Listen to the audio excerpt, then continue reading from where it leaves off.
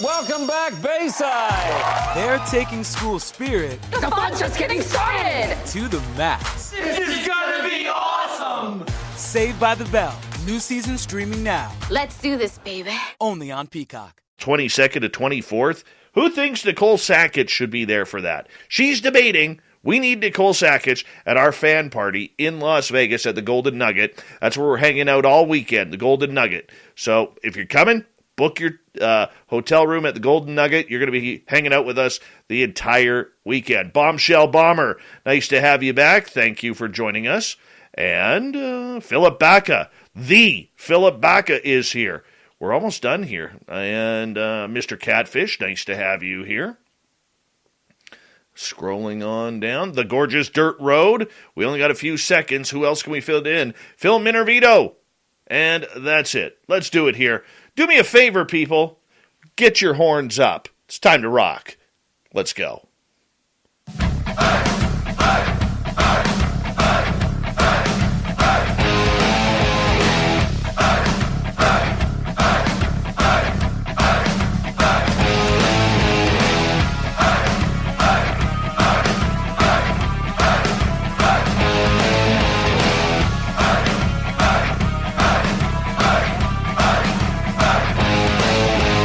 From the mountains of central British Columbia to you listening around the world, this, my friends, is Spaced Out Radio. I am your host, Dave Scott, sitting in the captain's chair of SOR headquarters. We welcome you to tonight's show on our terrestrial affiliates around North America, digitally on TalkStream Live, Revolution Radio, and KPNL. All of our archives are free.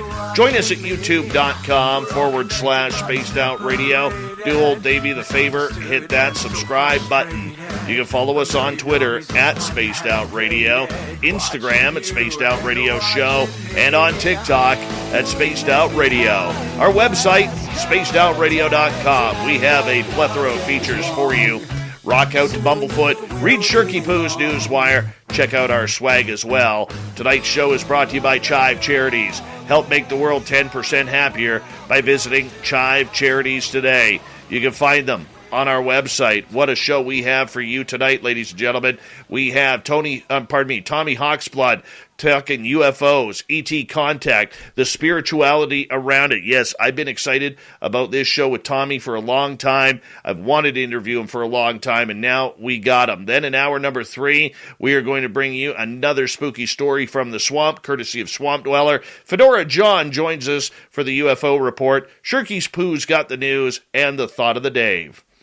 Tommy Hawksblood came close to his first alien encounter at the age of 12 with his friend in his own house. During those 6 years, he spent working with a deity, Green Terra, which he found out who it was actually 12 years later. He's learned hypnosis at age 14 and was fortunate to work with world-renowned mentalist, the amazing Kreskin. Oh, I used to watch those specials. Who didn't watch the Kreskin on TV? The man was amazing. Anyways, later on, he worked with army hypnotist named Mel Protes at the age of 16. Yeah, very talented Tommy is. He ended up doing group hypnosis sessions as well, which later becomes what he calls past life regressions. He spent 26 plus years just studying that field and a lot longer studying the entire phenomena because that's what it's all about. His website, adventuresintothestrange.com. Highly suggest you check it on out. Tommy Hawksblood, welcome to Spaced Out Radio. We're so thankful you're here. How you doing? Greetings.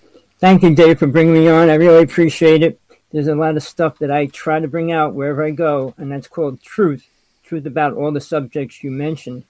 What I want to say in the very beginning, everything I talk about is 99% my experiences. I had witnesses around some of it, not all of it. But I will not talk about somebody else's story in great detail because it's not mine. I'm not like a lot of speakers. I talk about what I know is fact, what I have experienced, even death-wise, which I'll get into later. So I don't base my truth on somebody else's. I don't base it on books. I don't believe in a lot of books. I don't believe in a lot of speakers. So I'm really hardcore, probably one of the most hardcore people in the UFO world. But I kind of pulled back from it because my partner split up and disappeared. So whether he got taken over by the government or anything, I do not know. But a lot of things were supposed to happen because we did a show for 9 months on Kerry Cassidy's show, and then suddenly it just all ended. But we were showing pictures of UFOs every week, 5 pictures a night, strange creatures, you name it, that we shot personally. We went up to a place, which I'll go into, about where Tesla worked with DuPont, where it's the most important UFO story never told, which I'll tell tonight if you want to hear it. But as far as the details, I can go into them in detail. It just takes that much longer for each story, but I'll try to get through a lot of stuff today. And please, at the end, get your questions together because I love answering questions. I mean, in all my years, I had maybe 2 or 3 trolls. So yeah, I don't mind answering any question. I answer all my questions on Skype or my email. Good, bad, or indifferent. I promise I'll answer them, and I'll give you my truth. And I don't expect everybody to believe me, because truth is really hard to believe or hard to accept if you have a programmed truth, which most people do. And they're usually programmed by their parents, their friends, school, and everybody else around them. So I was a black sheep, I guess you could call me, all my life. I had a horrible childhood, but luckily for my spiritual side protecting me, and I learned a lot about that, which I really have to talk about the one experience, my first experience seeing a UFO. But it started when I was little. Do you want me to just... Well, I want to ask you something here quickly, if you don't mind. And that would be, what is truth? Because everybody's truth in this field is different. Everybody wants to believe their own truth. I'm an experiencer. I think I tell the truth to my audience because that's the way we have been able to grow on this show. But I also know I have my critics who think my truth is a bunch of lies and hogwash. You know, so how do we define truth in this field? Okay. In the UFO world, which I learned, I've been in this in 1958, nonstop, forced into it. I worked with abductees, missing time, for many years before it became public. I worked with women that lost their children and things like that. So when a person says, everybody will say, I have my truth. Where did you get it from? Who did you learn it from? Who did you study with? And who do you believe? Truth has to come from within. And without certain experiences, you never can experience the truth. If you never died or had a death experience, you can't understand what soul is outside of the body. So when people say, well, I know the truth, I said, do you? I'm aware of almost all my past lives back to Atlantis and one before it. So I know how history went. So when people say, well, this was like the Anunnaki created the humans and all the stories you're hearing now. Zachariah Sitchin came out with a great book, but people believe it. And in the UFO world, it took off. So certain books, I was a rebel. I fought with Bud Hopkins. I fought with a lot of these speakers. And they walked off stage because they couldn't hold a candle to what I was saying to them. Bud Hopkins never saw an alien, never saw a ship. So how do you write 25 books on UFOs by what other people say? So that's the way I am. If I have an experience of been near it or next to it, I'm not going to talk about it much. I was about 10 inches from a Bigfoot. So they are real. I mean, I could go on. I was about 12 feet from an alien coming in my house with my friend. I could go on about things like that. But I talk about they're real because I know they're real. I saw the ship take off in my yard. Nobody could take that away from me. So when they say, well, is it just not a UFO? I said, well, what is it? Russia coming in my backyard to come in my house to say hi and looking like a creature? Really? So, truth, I mean, some is accepted truth. Government truth makes you accept certain things as truth. But truth, reality, I say it goes way beyond that. And there's only one important truth, and that's learning to understand what God is. Because that's all this stuff together and what it means, why you're here, what you do, and everything else, which I do workshops on that a couple of times a year. Because I feel if a person's ready to move on from being on planet Earth in this ball to go into the greater worlds, I'll help them get there. I'll give them the techniques to work with. But a person has to do it themselves. Spiritual growth is the hardest thing to attain on this planet. And here's my challenge to the world. Name one spiritual person. Everybody claims they are, but they don't know the definition of what spiritual means. It was written by a man, but what it really is. What is a true spiritual person, and what can they do? I'll tell you this, real simple. Sure. There was only one that I know in history, Jesus. All right, I was there. He was the only one that had 32 psychic abilities and able to use them. All right, that's what you get when you become fully aware as a being, as a spiritual being. All right, now these psychics and all these other people with ability to claim to be a healer, claim to tell the future, they're not even a 10, 20% accurate. A good friend of mine, he was considered 80% accurate, Sean David Martin, from 1995 till the time he got arrested. The government came after him because he discovered Area 51. He took people in a van up there to watch these aliens, not the aliens, the alien motherships come in every couple of weeks. When they found that out, that's when they bought all that land and surrounded it and made it so nobody can get in there anymore. But I dealt with the most important people that I know in the UFO world together.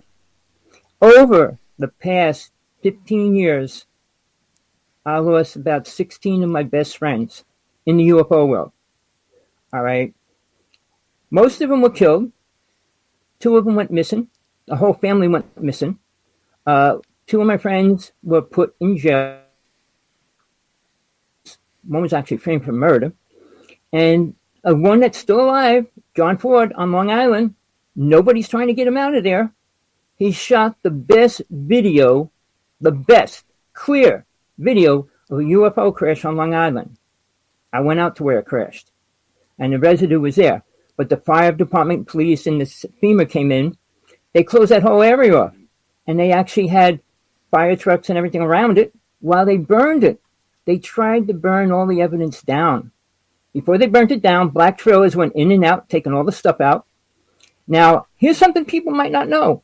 There's a law on the fire department and the police department in their books of laws. They're not allowed to step into a UFO situation. They're only allowed to block it off. They can't go inside it. I saw it. My brother was a cop, and he showed it to me. He didn't believe it. But so when that happened on Long Island, they surrounded the whole. It was a couple of square blocks, and then they burned it down. Long Island's flatland. There's no way it would burn for 3 weeks. But in the interim, I saw the video. The person that filmed it sent it around the world 4 places. He says, if I die, the video gets released. He should have released it. All right. Because when he kept it, I did a show called Strange Universe on TV with Sargel 18. And it was called Strange Universe. So the week after, it was taken off the air. He was supposed to go on, and they put him in the nut house. And they said he's crazy. On news in New York City and Jersey, they said, man with barrel of uranium is going to put it in toothpaste to kill people in Congress. That was a releasement statement when they arrested him. And, if anybody believes somebody could have a barrel of uranium and play with it, I mean, that's the level of people that listen to it. But, he's been in since 1996. And every year the government says we have to reevaluate him. They won't even let him go to trial because they have no proof. They can't prove that at any level. So they're going to keep him in there. They won't kill him because they don't want those videos released. But I'm telling you, the ship crashed on Long Island. You could see all the debris around it and everything. It was crystal clear. What year was that? 1996. Holy cow. This was the year. Now remember, 1996 was the most critical year in the UFO world. Why's that? About 180 UFO people were killed. 200 top scientists were killed. And during that time frame, I mean, you got Phil Snyder's story. You got John Ford's story. I mean, the most important things. But I got a story that's probably equal or even maybe more important than Phil Snyder's story. Because nobody can talk about it. I know Peter Moon and Preston Nichols wrote a book about the Montauk Project and things like that. But I got involved with the real part of it.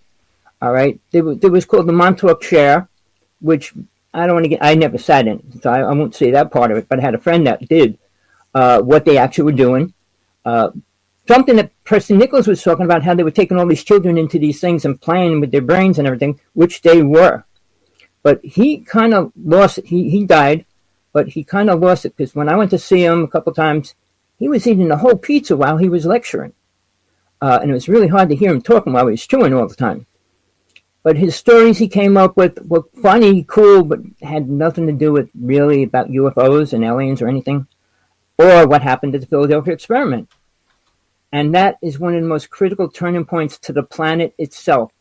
I can go into that if you want that now or what. Well, we can go into, I don't mind going into the Philadelphia experiment. We got about 8.5 minutes, so everything's looking good. All right, so let me start at the beginning. Sergeant 18 and I were going up to this place called Wanacue, New Jersey. It's a piece of land where the government Army base has an underground base there, and so does DuPont. Tesla started working with DuPont in this underground city. During that time frame, before I was there, Sergeant lived on this property. They flooded the whole city and made it a reservoir. It became Wanacue Reservoir. Now, after that happened, he saw a ship crash on the property right near him, and he was running after it. His friend tackled him. He got a picture of that, and then the ship took off, and then they burned all that land. But no sooner than that, for 9 months, and this is documented, but people, guess what? You probably won't find anything of it now. But what happened for 9 months, UFOs were going in and out of the reservoir, frozen or not. And they just went straight in all the time. And the government had an army stationed around it the whole time. And during that time, nothing was ever done. All right. But it showed that they have a lot more power over this planet than people say. Well, they're flying through space. They're just drones, and they're this, that, and everything else. But they have no clue. I spent my whole life dealing with this part of it as well. I must have saw over 2,000 ships at least. I was close to maybe 25. I was really close to one that was in my backyard. But the one that was coming up with my brother when I was 6 years old, came right up to the window. It couldn't come that close to the building, but it looked like it was that close, shooting this beam at my brother, and I jumped in front of the window. And then it shot back into space. That's what pulled me into this whole thing, made me realize that I was protected. Because it was only 12 years later. I was 12 when that happened. My friend was over my house, and we heard all these noises, and we went downstairs, and this creature was walking around in my house. We ran upstairs, grabbed baseball bats, and went running down trying to chase it, and went right through the door. And we went back to tell my mother, and she goes, "What did you see? Let me hear his story. Then I'll hear your story." She couldn't believe a single word. So we went in the other room, and then we see the ship take off. All right. When you're 12, you're not on drugs. You're not daydreaming. We're talking. We're both alive and well, my friend and I. So it wasn't like we created a story for any reason. That's as far as the story ever went at that time. My mother never wanted to hear it again.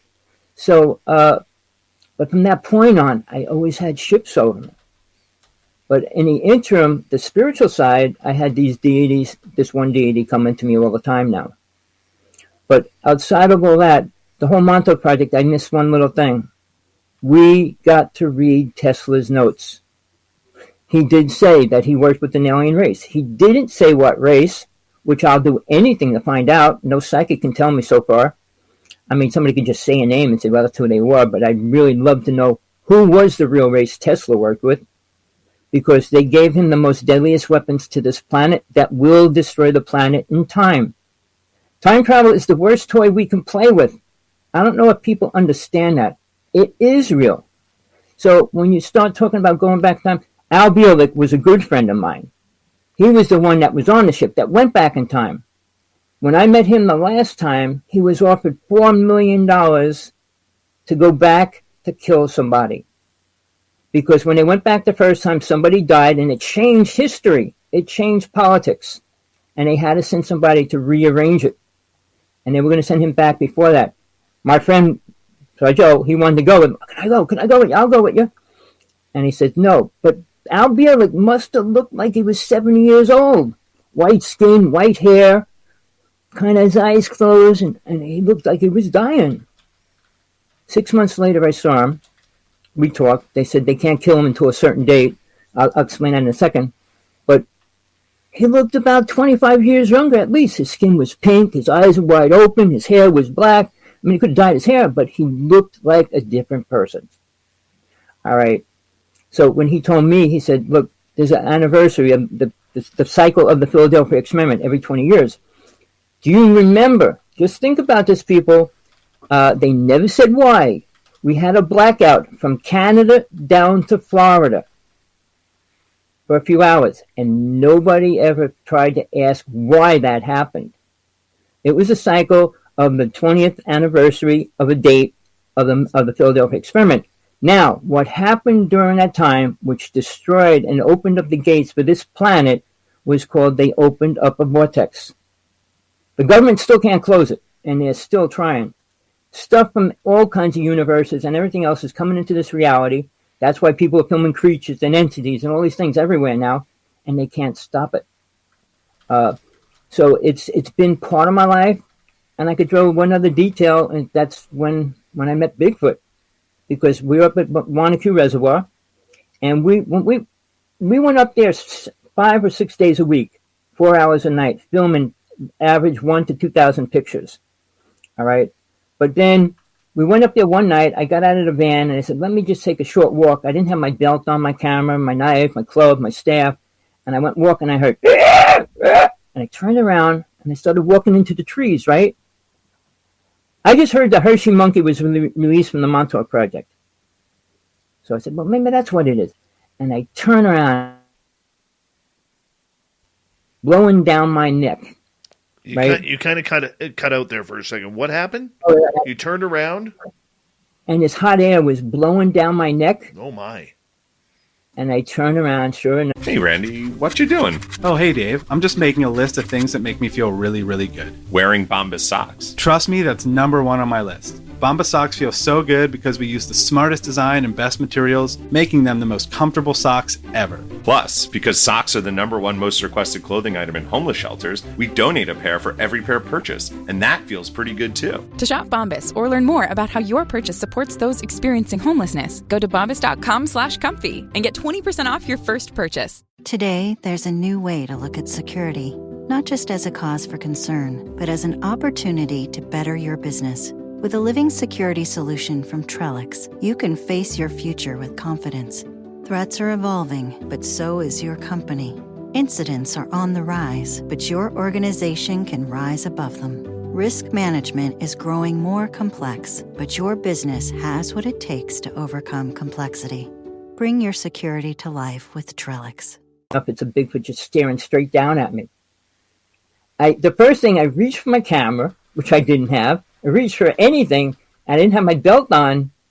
And then it raised its foot and stamped on a log and just snapped it in half. I went running back to the truck. We had a scientist and Sergeant 18 were in it. And I was screaming, get the cameras, get the cameras. I thought sure it was going to chase me. So I'm just running, hoping that it's following me. And then when I get to the van, the two people I'm with lock the window and door. I'm banging on, hey, open the window. Come on out. What's the matter? What's the matter? And they're shaking their head. The scientist is just frozen solid there. I'm not going to say his name, but he just stood there. Wouldn't move at fraction. And so Joe goes, I don't deal with creatures. I said, how do you know Bigfoot's not a creature? He slowly rolls the window down. What'd you see? What'd you see? And then all of a sudden, it was howling. Every 30 seconds, it would do I could do the scream, but I'd wake the whole neighborhood up. But it would do the scream. And he goes, what the hell is that? I said, well, what do you think it sounds like? And they finally get him out of the van, and then it went to dead silence. And we were up here for 7 years, and we never heard that sound. Then another sound we never heard in the whole 7 years is about 100 wolves howling. All the mountains were screaming. And there were wolves up there. I mean, there wasn't like hundreds of wolves in it because we saw wolf tracks in the snow when we were out there at night. But we never saw one and never heard one. And right after the thing with the Bigfoot, we heard all this howling. Get in the car, let's go. And then we drove away. But that was the first time I was close to a Bigfoot. I came close to him many other times, but that was the first time. So when people say Bigfoot's not real, I said, well, it's real. I mean, I danced all over the United States for 25 years. Do I got any time? We got like 20 seconds. I'm going to get you to hold that thought right there as we are going to go to break here at the bottom of the hour. Tommy Hawksblood is here, and we're talking UFOs, ET encounters, cryptid encounters, spirituality. How is it all connected? So far, it's mainly interesting. And we are going to continue this path when we return on Spaced Out Radio. Tommy Hawksblood, his website, adventuresintothe.strange.com. And I think we're going to get strange here in the second half hour of Spaced Out Radio when we return on the mighty SOR. Stay tuned.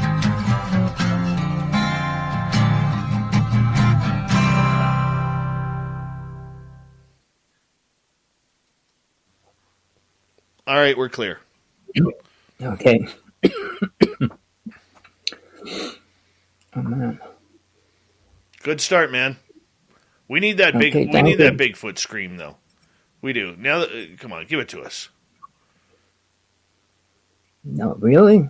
Why not? My partner's very sickly. Oh, okay. And she's trying to go to. She didn't sleep in 4 days. She just had a heart pacemaker put in. I don't want. The whole neighborhood hears me when I do my shows. Sometimes and I scream, they heard. We heard you. But I would describe it as half slight of a baby cry, with the howl of a wolf, magnified like maybe 25 times. So it was scary. The sound echoed all through the mountains. So when you watch these shows and they play the sound, and they try to imitate it, it's very faint of what it would sound like. Realize their bellow, their chest is so big when they scream, it echoes. So it's a loud sound. 1 second here. Hey, Cousin Gary, if you're still watching, okay, good. I'm gonna get you something here, Cousin Gary. My cousin is watching right now, so All right, we're good. You can chat. Okay, well, let me just finish a little bit. I mean, on a Bigfoot story, that was like the day I was out there without my cameras, without my staff and everything. The next day we went out there during the day to see if we could find any residue.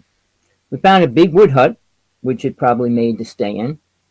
And we're walking along, and I look down and I see this white creature running across the ground. Now, I did mention about the Hershey monkey, right? Yeah. All right. They said it escaped from Montauk. But I saw this creature running. I said, what is it? And I started running after it, and this is no lie. I chased it maybe a block, or less than a block, and it jumped right into a tree. The only problem was there was no hole in the tree. So I assumed that's what it had to be, because nothing else could do that, or would do that, or try to do that. So yeah, it was the other part that I also believed in, because they said, well, that was just a myth about the Hershey monkey and all that, and blah, blah, blah. But I'm going to tell you this, in my life, I got to see just about everything there is, from this realm all the way up to the higher realms of God. And I'm serious about that. And anybody wants to debate me or talk about it or deal with it anytime, I do workshops on it, trying to help people to get to those places, but it's not the easiest thing to do. And you have to worry about the word that people don't believe in is karma. And you just can't pay to get rid of it. You can't have somebody else pay to take it away from you. You can't do any of those kind of things. It's something soul within itself, which what you are, has to pay off. And that's the number one thing. But most people don't leave this world. We'll get into that, because it's called attachment. And I call them the 5 passions of the mind, which keep soul here.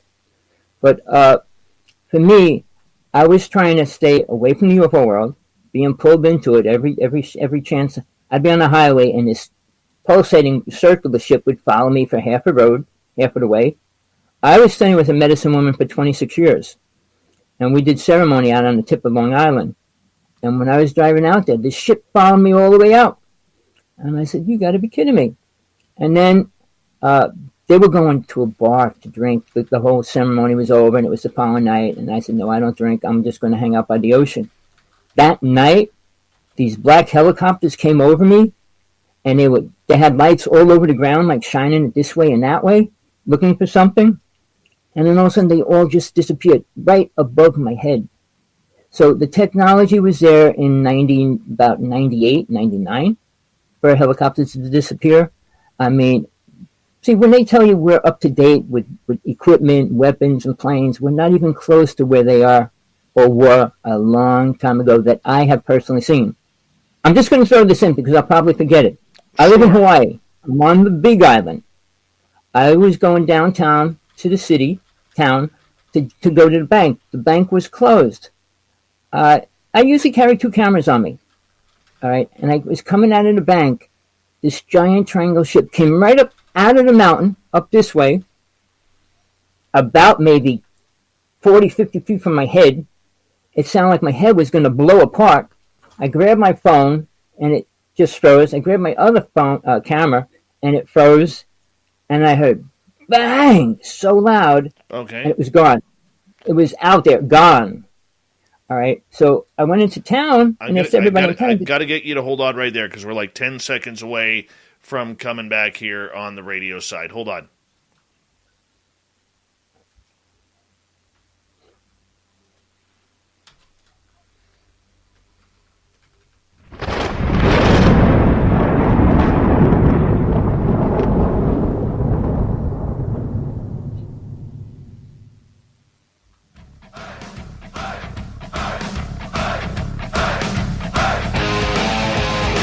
Second half hour of Spaced Out Radio is now underway. My name is Dave Scott. Thank you so much for taking the time to join us. We really do appreciate it. Want to remind you that if you missed portions of this show or others, check out our free archives at youtube.com/Spaced Out Radio. Do me the favor, hit that subscribe button. Our website is spacedoutradio.com. We have a plethora of features for you. Rock out to Bumblefoot, read Shirky Poo's Newswire, check out our swag as well. Follow us on Twitter at Spaced Out Radio, Instagram at Spaced Out Radio Show, and on TikTok at Spaced Out Radio. We continue on tonight with Tommy Hawksblood. His website is adventuresintothestrange.com, and we're getting strange tonight, and I absolutely love it. And he's an author of 4 books. You can find them on his website and online. Tommy, welcome back. Greetings, everybody. Welcome back. I'm going to miss a lot of my life because I did so many things. It's hard to keep it all together. Because when I was younger, let me just throw this in before I forget all about it. When I started doing hypnosis at 14, I became a high priest at 16. I had my own covenant. Had 13 people in my covenant. I didn't follow anybody else's teachings. I created what I did and how I worked it myself. I didn't bring sex into it like a lot. When I finally got this one witch book and they said all about demon sex and all this other stuff, but no, I considered myself a witch. I always use the word witch, not a warlock. I mean, a witch is a witch to me. Warlock just means, well, a male and female. A witch is a witch. So when I was a high priest, I ended up challenging the mob's high priest. I challenged a lot of these people claiming to be these high black priests and things like that. I was a rebel, but I knew I was always protected, and they knew it when I challenged them. So during that time frame, I started challenging God because now I was working with there's 32 psychic abilities. I was working with most of them. And I said, well, God, prove that you're real. I said, Satan, and I would I challenged him because I split up my wife at the time, and I challenged both of them. I said, one of them, prove who you are. Prove that you're better than the other. I said, burn this block down. And that's what I said. Or tear this whole block out. And I waited. And I said, neither one of you are going to answer my question. But that was because I was super depressed. But actually, God healed me. I had a serious problem. All right, I was going to have my stomach cut out. And I said, God, I can't live like this. And within the following day, my stomach was healed. When I went to the hospital, they said, your peptic granulosis are gone. So I believe that happened. I mean, I learned to work with God rather than Satan.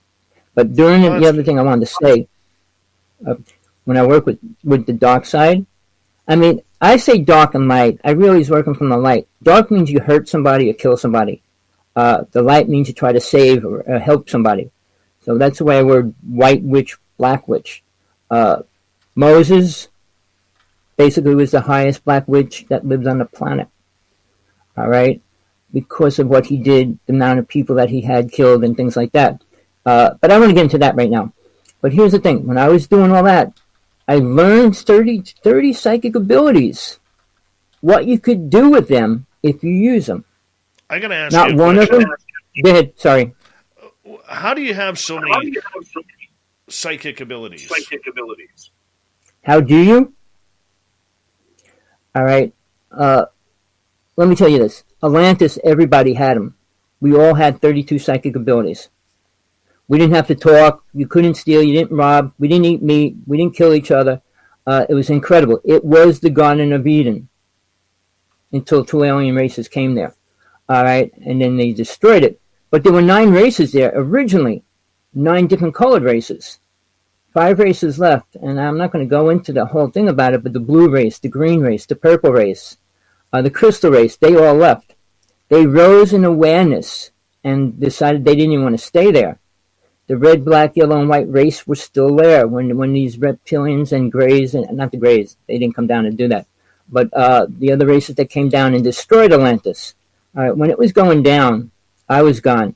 So I didn't see the final touch of how they ended it all. But I do know this. My next reincarnation, they were all programmed already for killing, sacrifice, and eating animals. So in that interim, they were taught that. Everybody said they came here to mine gold and all that.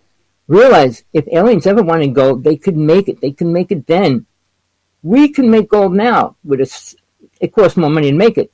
But imagine the technology they had 500,000 years ago. It's a lot different than what we have now.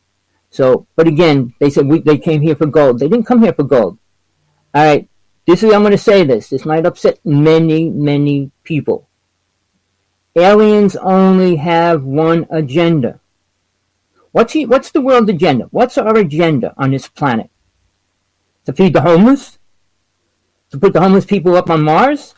What is our agenda? Each country has their kind of own set agenda, all right, which is their truth, all right. But again, does it fit together? Is it going to be beneficial?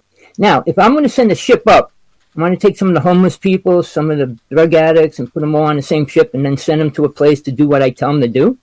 Of course not. The people they send here are intelligent beings, and not the people that would protest and fight and all those kind of things. So when people say, well, there's good and bad in everything. Yeah, but they're not here. The ones that kill humans and eat humans aren't good. Well, in their race it might be, but not ours. You've been taken enough. No, I've never been on a ship. Okay, I have. You have, but they can't touch me. All right? Go ahead. But my question is this. I mean, there are people all over this planet who claim to have had positive ET encounters. Are those false happenings, or is it the fact that, I mean, I look at it just like people. I've had the good encounters, the bad encounters, and the terrible encounters. But I also look at it like people, though. One sec. I look at it like people, though, where not everybody on this planet is a good human being. So we can't really judge all human race on one bad person. Right. Okay. No, I understand what you're saying, and that's the way most people think. All right. Soul is here for a reason. What we are inside this is here for a reason. Aliens don't have the same reason, first off. Second of all, what you're saying is, okay, and I'm going to tell you, I proved this when I was 14. You can make anybody do anything you want them to do, even killing a person. I even proved that in front of my brother. I had my 2 friends. One went to stab him. I had to jump right in it. But you can make people do anything you want. I worked with an army hypnotist, and he worked with people in the army, saying you can hypnotize people to do that. Why I'm saying this, When Truman released his friends saying, okay, you could take 10,000 people, they could not remember what happened. But what happened with Barney Hill? Well, when these people suddenly started remembering it, it was too hard to cover it up. They gave them false information. Now, I mean, Corey Good, he said, oh, the aliens showing all these videos of what's going to happen in his life and this. And they could show you anything they want. I know that for a fact. But so can demons. And people don't want to understand that demons are just as real right now. Why this world was created, this is hell. You don't go to a worse place than this ever. This is the only place in all the universes where you can feel pain, see pain, sense pain, watch pain of your children, your family, and you see all this destruction. You can't see that on the higher worlds because you can't kill a soul. Soul is eternal. So this is as low as so. So when Dante's Inferno came out and said the 7 levels of hell, just look around you, you'll see the different levels of hell. Having your hand cut off, your head cut off, or whatever, you'll understand the differences. But as far as basically, when we say an agenda, what do all things that live need? Food. All right? No matter what you say, what race, where you come from, you all need food. And I'll tell you, the tall whites like strawberries. But outside of that, guess what the reptilians like? Guess what the grays eat? All right? I can go into detail about that. But here's the thing, people. People don't want to hear that. The UFO world doesn't talk about that. Phil Schneider's story very seldom gets mentioned. And that's just like one of the most important UFO stories that ever happened to this planet. All right, when all those Green Berets got killed and stuff, nobody cares. And then we got people coming out and say, oh, aliens are good, let's talk to them. What do you think they can tell you? And like that right now, the word is experiencer. And that means they had a good experience. And they'll admit they were standing in their room and they were on the ship and they went to dinner and all these stupid stories they come up with. Basically, come back with an artifact and prove something's important. Now, this is another thing most people do not know. My brother's drummer was really close to John Lennon. He was his drummer on a couple shows and different things like that. He actually got John Lennon's ranch when John Lennon died. All right, killed. But in the interim, John Lennon was sitting in New York City with a person I know. His name's Uri Geller. And there was a concert going on. And Uri Geller says, why don't you go up and play with them? And he goes, I think I will. But he pulls out of his pocket a crystal and gave it to Uri Geller. And said, they gave it to me. I don't want it. He was abducted in New York City.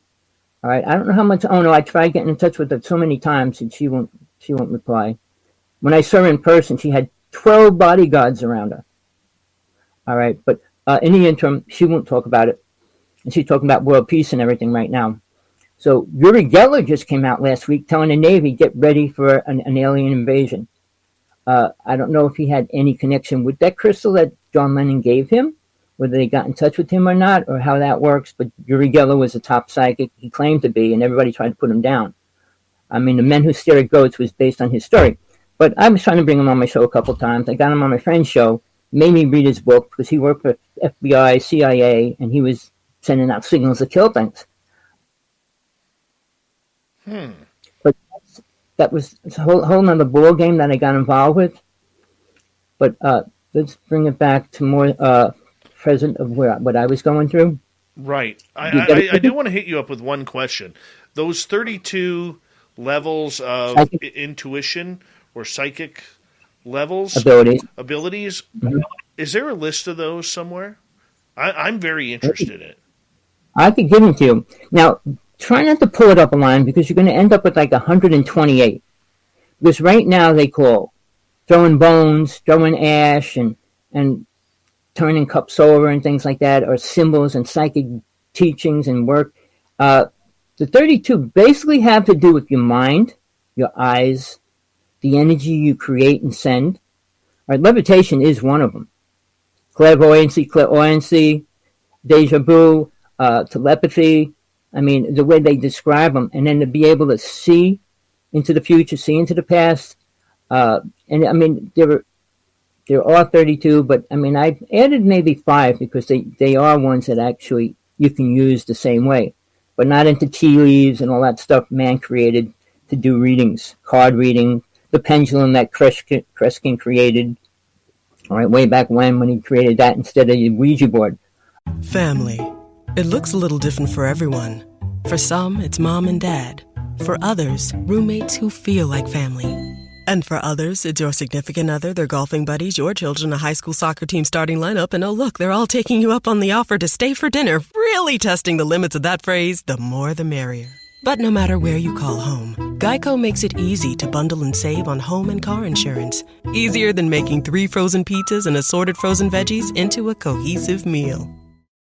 Get right to the romance and find the way to wow this Valentine's with 1-800-Flowers.com. From classic roses and bouquets to decadent chocolate-covered berries, gourmet treats, and more. Surprise your Valentine with 1-800-Flowers.com. Right now, get the 18-stem Enchanted Rose Medley for $39.99 or upgrade to 24 red roses for $10 more. Go to 1-800-Flowers.com/tune-in. That's 1-800-Flowers.com/tune-in. But abilities, just to show you, we all have the smallest abilities.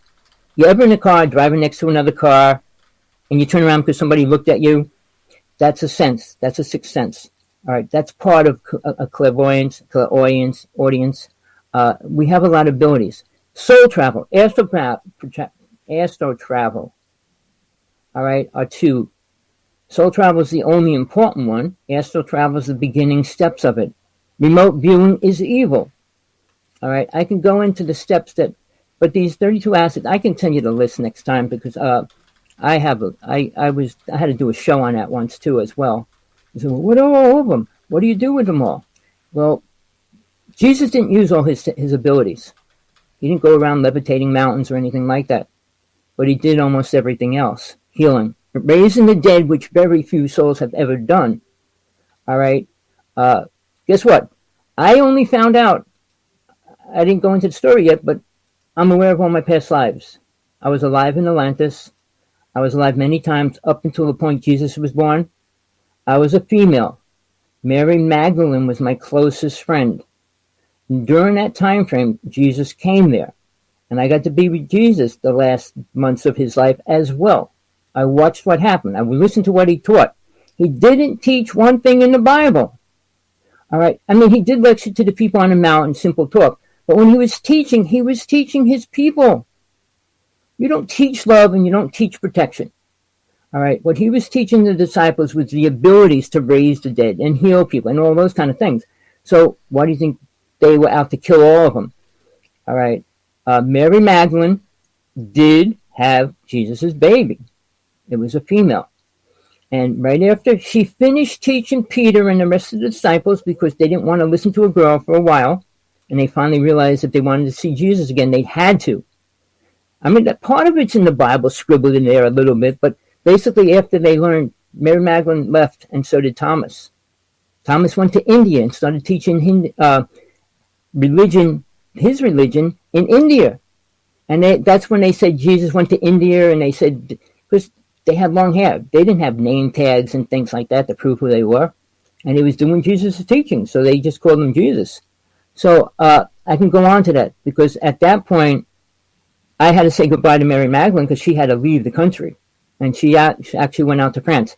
But out of all my time doing my study, research, and going back in my past lives, I didn't know this. In France, right now, they got the skull of Mary Magdalene on this giant, beautiful crystal thing and stuff in a temple. And thousands of people go there all the time. And I just got the picture on my cell phone right now. But what they say, they think it's the most spiritual artifact on the planet. They said if they take it out of there, it could probably heal people. All right? I only heard this. I only found this out. If I was younger, I would have went to France. But I only heard about it now. So there's things that I learned that can help me where I'm at.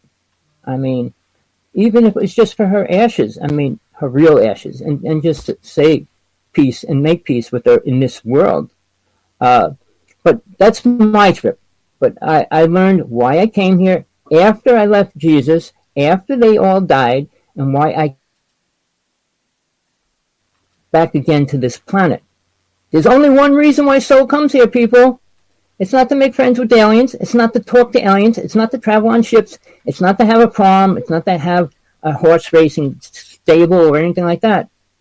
One reason: souls here not for pleasure, and the only thing humans want is pleasure. So it's a great program that man has accepted. I mean, in weightlifting, it's no pain, no gain. So it's just the opposite. So the truth is, we're here to learn some things that we don't ever get taught. They don't teach anything spiritual in school. They don't teach anything spiritual in church. They don't teach spiritual things in spiritual workshops. All they tell you is you're spiritual. Raise your vibration. When you raise your vibration, things will break around you. Take a tuning fork, a high-pitched tuning fork, and hit it and put it next to a glass. You'll see it shatter. When your vibration raises, the area around it can't survive it. The deities that come here are lower in vibration than the higher deities because they could destroy this planet. I dealt with Shiva, the god of birth and death and everything else. So when I worked with him, I actually had him within me, working within me, I should say. Everywhere I went for a year, and this is no lie, everybody had a major disaster happen instantly when I stood before them. I mean, they just call me bad luck. And I could feel Shiva just saying, your karma's coming right now. I want to ask you, so we got about 5 minutes to go. I apologize. Okay. Out of everything, if aliens are bad and evil, what else is bad and evil that people within the phenomena are practicing? So far you've said aliens. So far you've said time travel. What about things like remote viewing or astral projection or anything like that? Well, I just mentioned remote viewing's evil. Astral projection's different. Remote viewing, you're invading a person's space. Astral projection, you're going into your own space. Your free will to go into the astral plane, but you're not going to get anywhere. When you do remote viewing, you're going, I'm going to go in that person's house. I'm going to go on the other side of the field and see where the army is. George Washington in New York City, in Madame Jumel's house, which I did UFO ghost busting and release for maybe 3 years, has a picture on a wall with George Washington floating over the army, looking at where they were and everything, and then coming back into his body. And that's how he won the war. So, I mean, and then he put out a prophecy of eight angels he met. So George Washington was a little bit more spiritual than I would imagine him to be. I mean, with all the killing of the native people and everything else they were doing. But when I saw that, when I was in that house, it was amazing because Madame Jumel went to work with England with Napoleon. And then she got thrown out of there, but then she came back, and then Samuel Jumel was killed somehow in the room. We were never allowed in that room, but I freed all the spirits that died in that house. 20th Century Fox came out there to do a movie. They wanted us to do the movie with them, and I was working with one of the top psychics in the United States. Her name was, well, I'm not going to say her name, but she was one of the most famous, rated by the New York Psychic Center.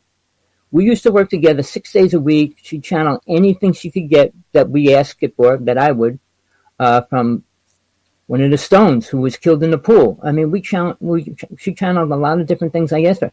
She would channel Ludwig Beethoven, and she would just play any song he wrote, crystal clear. I mean, but she channeled a young boy that I went fishing with, and I proved everything she said. Everything she said to me, I made sure I proved it. So she goes, well, this boy came in and he goes, can I go fishing with you? I said, sure you can. So when I went on this fishing trip, I said, I just said, okay, I'm glad you're here. And then when I went back, she goes, oh, and then she just started talking like him. Oh, when you pulled in that fish and that guy tried to grab, and he said the whole thing straight out. So I kind of learned about different kind of spirits, how they work, how they don't work. I did a lot of demon possessions, working on that, exorcisms. Those spirits are just as evil. We're getting back to the point, aliens are good. All right, they never helped mankind in 40,000 years. They never gave us anything beneficial, and no man made anything spiritual in that whole time. All right, so when I say this, I look at everything being done now, what's happening, what's going to happen. We're in serious conditions. And when all these New Age people, all these UFO people, everybody's talking about the good aliens, the goods, we're going to raise the vibration of the planet. It would shatter. It's not ready for it. The Earth's okay where it is. It doesn't need people on it. When we say help the Earth, it would be good if everybody got off it. It could do what it normally does. Now, I don't want to get into weather and all that because that's a different subject. But there is reasons why that's happening. Aliens are part of it, and so is the government. But we're in a planet now that aliens are coming to. And why? And you have to say, why would they come here? Why would they want to clone with us? I'll go into another story about that. But basically, they come here, they want what we have. Aliens need three things, people. If they abduct you, and they take you on a tour of the ship, and they show you this stuff, when they pass you out and put you on a table, they only want a few things from you. What do they want? One of them, blood, semen, and ovaries. They don't need your brain. They don't need your heart. They don't need your liver. And I can tell you this. I went to a base where they were I saw the video where they're cloning graves. They're putting this giant sack of blood, and that's how the government's doing it, the U.S. Army. All right, and that's up in Flagstaff. The base is up there. All right. Is that an alien base or a human base? It's a human. It's alien. I mean, it's human base. We're cloning aliens, and I will tell you why. I probably know a little more about Denver Airport than most people, but if you ever read the book Behold the Pale Horse, it explains what was going on when they built Denver Airport. All right. It's actually an airport base for ships to come in the future. All right, I'm going to get you to hold on right there and hold that thought because we are going to come back after the break with hour number 2 of Tommy Hawksblood tonight. Lots of information running overboard. Tommy's feeding us a good lesson here tonight. His website is adventuresintothestrange.com. We'll be back with hour 2 of Spaced Out Radio. So make sure you all stay tuned. We'll be right back.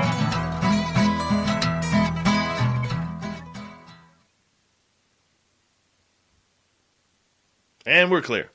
Good job, my man. No, if I disappear, you'll probably know why. I usually don't go into these subjects too much, but I'm not like a person that hides from the truth ever. I'll die with my truth. I'm not going to live by somebody else's, especially the governments or somebody else out there. I'm no religious person either. So I spent my time in religion. I spent my time studying. I spent my time in every aspect of life. I had 5 death experiences, and each one taught me something incredibly different. And I challenge a lot of the people that have the death experience because they don't really remember what went down. And we should talk about that a little bit because I think people need to know what happens when a person dies. Sure. And what they don't remember and all those kind of things. But sure. I spent a lot of time on the astral plane before I got out of it. I watched souls come and go. All right. Aliens are reincarnating into humans now. And a lot of people think they're human. Well, they say they're walk-ins and things like that because of that. All right. There's a lot of other reasons, too. I mean, another book you should all read, Barbara Messiniak, Bringers of the Dawn. She talked about how the alien races have their grid work around the planet and absorb souls that go through it. All right. If you're an unaware soul, you're a danger to yourself and to everything. Because if you can't get to the astral plane, you're going to stay here as a ghost or a spirit. If you get to the borderline between the astral plane and the physical realm, and aliens are there, they can use you. All right? And nobody can talk about that either. But Barbara Messiniak did many, many years ago, because that's what she was dealing with. But there's a lot of things, scientists in the UFO world, they don't talk about it. They can't, because they didn't experience it. Again, it's really hard to talk about something if you didn't see it, feel it, or experience it. Well, when I was on the astral world, I watched these souls come, they hang out there, and they leave. Time's so different there. Your time there will be 5 to 10 years, average. And then you'll be reincarnating again. That's the time frame. But those 5 to 10 years, you could do billions of things that you would take hundreds of years to do here. So it's helping soul to grow, but when it comes back here, the mind blocks everything out. And soul has to start all over. It's a really hardcore trip. And now when we talk about aliens, I said, well, I wish they could tell me something important. They're going to tell me something about God that I don't know? Really? Can they? Do they know anything about it? So when I talk to people, when I do my workshops, I say, this is what you're going to have to do. Certain kind of exercises and things, and you're going to have to put the time in. It's not a matter what I do. If you want the truth, you have to work for it.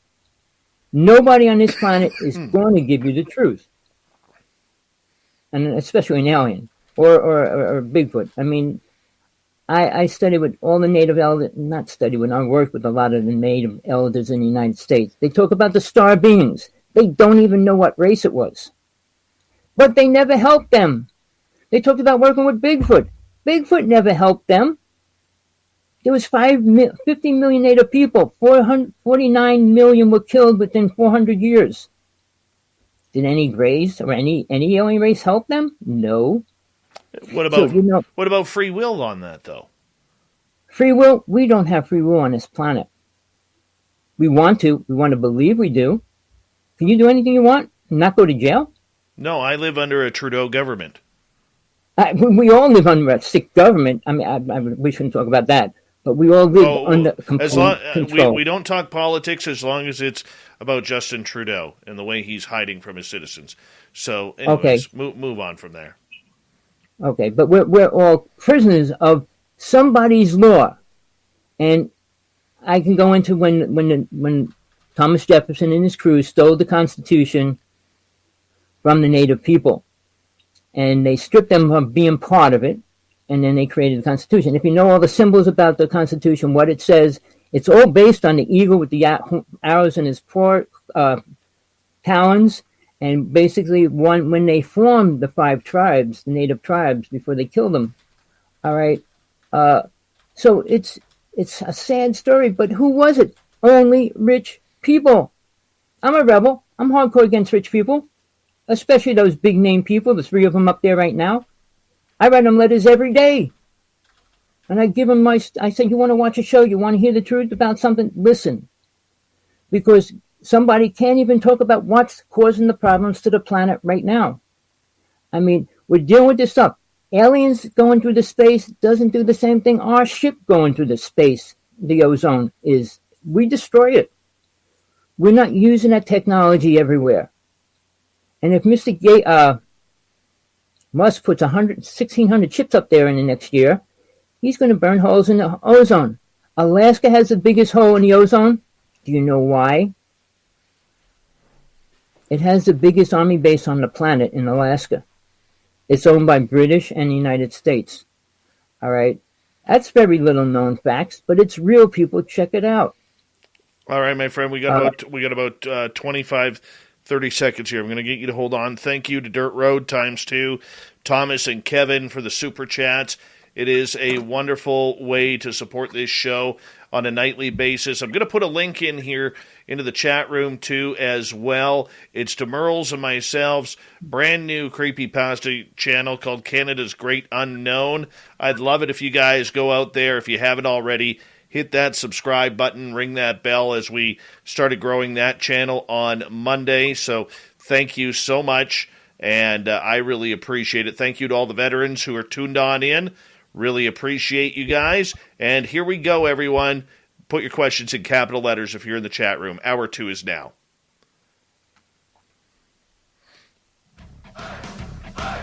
You're listening to Spaced Out Radio with Dave Scott. Follow Dave on Twitter at Spaced Out Radio and on Facebook, Spaced Out Radio Show. Here we go with hour number 2 of Spaced Out Radio tonight. My name is Dave Scott. Thank you so much for taking the time to join us. We really do appreciate earning your listening ears wherever you are on this beautiful planet we call Earth. Hello to everyone listening in on our terrestrial affiliates around North America and digitally on TalkStream Live, Revolution Radio, and KPNL. All of our archives are free. Go to youtube.com/Spaced Out Radio. Just do me the favor, hit that subscribe button.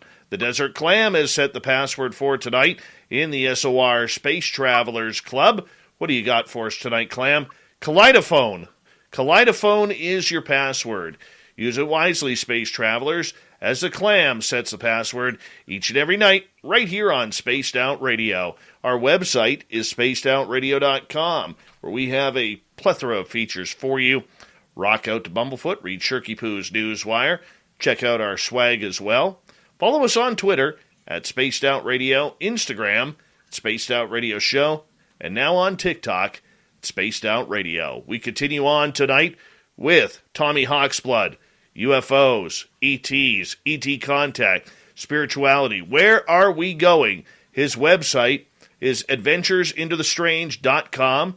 Highly suggest you check it out. Tommy, welcome back. Greetings. So let's see which way we want to go from where we left off. For me, my life's been a really hard journey. Would I ever want to do it again? Of course not. Would I want to ever get involved with UFOs? Never.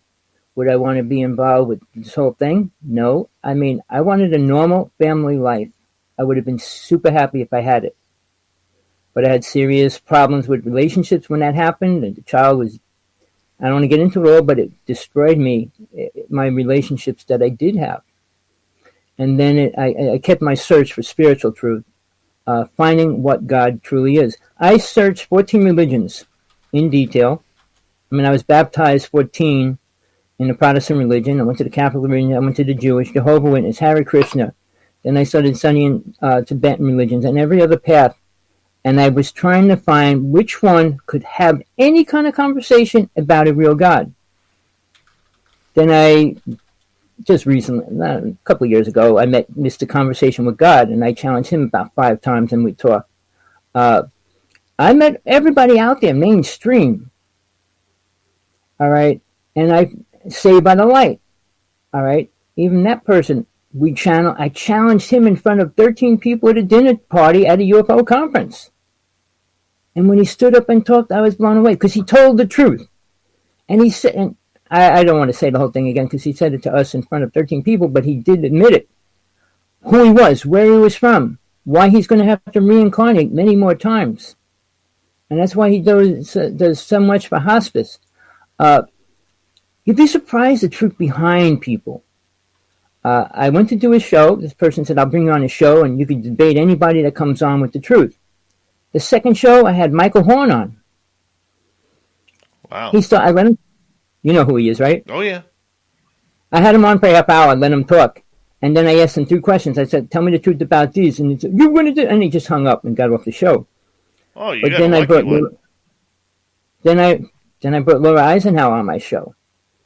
And she stayed the whole time. She said, I agree with everything. If you love to be remembered as the person who gives the best birthday gifts, I'm here to tell you that 1-800-Flowers.com is your ultimate birthday gifting destination. 1-800-Flowers has thoughtful and artfully created options that are guaranteed to deliver the best birthday surprise. Shop thousands of unique gifts at 1-800-Flowers.com for exclusive offers and great values. To order today, visit 1-800-Flowers.com/tune-in. That's 1-800-Flowers.com/tune-in. Is Whataburger's Honey Barbecue Chicken Strip Sandwich a work of art? The 3 chicken strips covered in melted Monterey Jack cheese are a study in contrasts and surprise. And the honey barbecue sauce, while at first unexpected, becomes a sweet delight to the senses.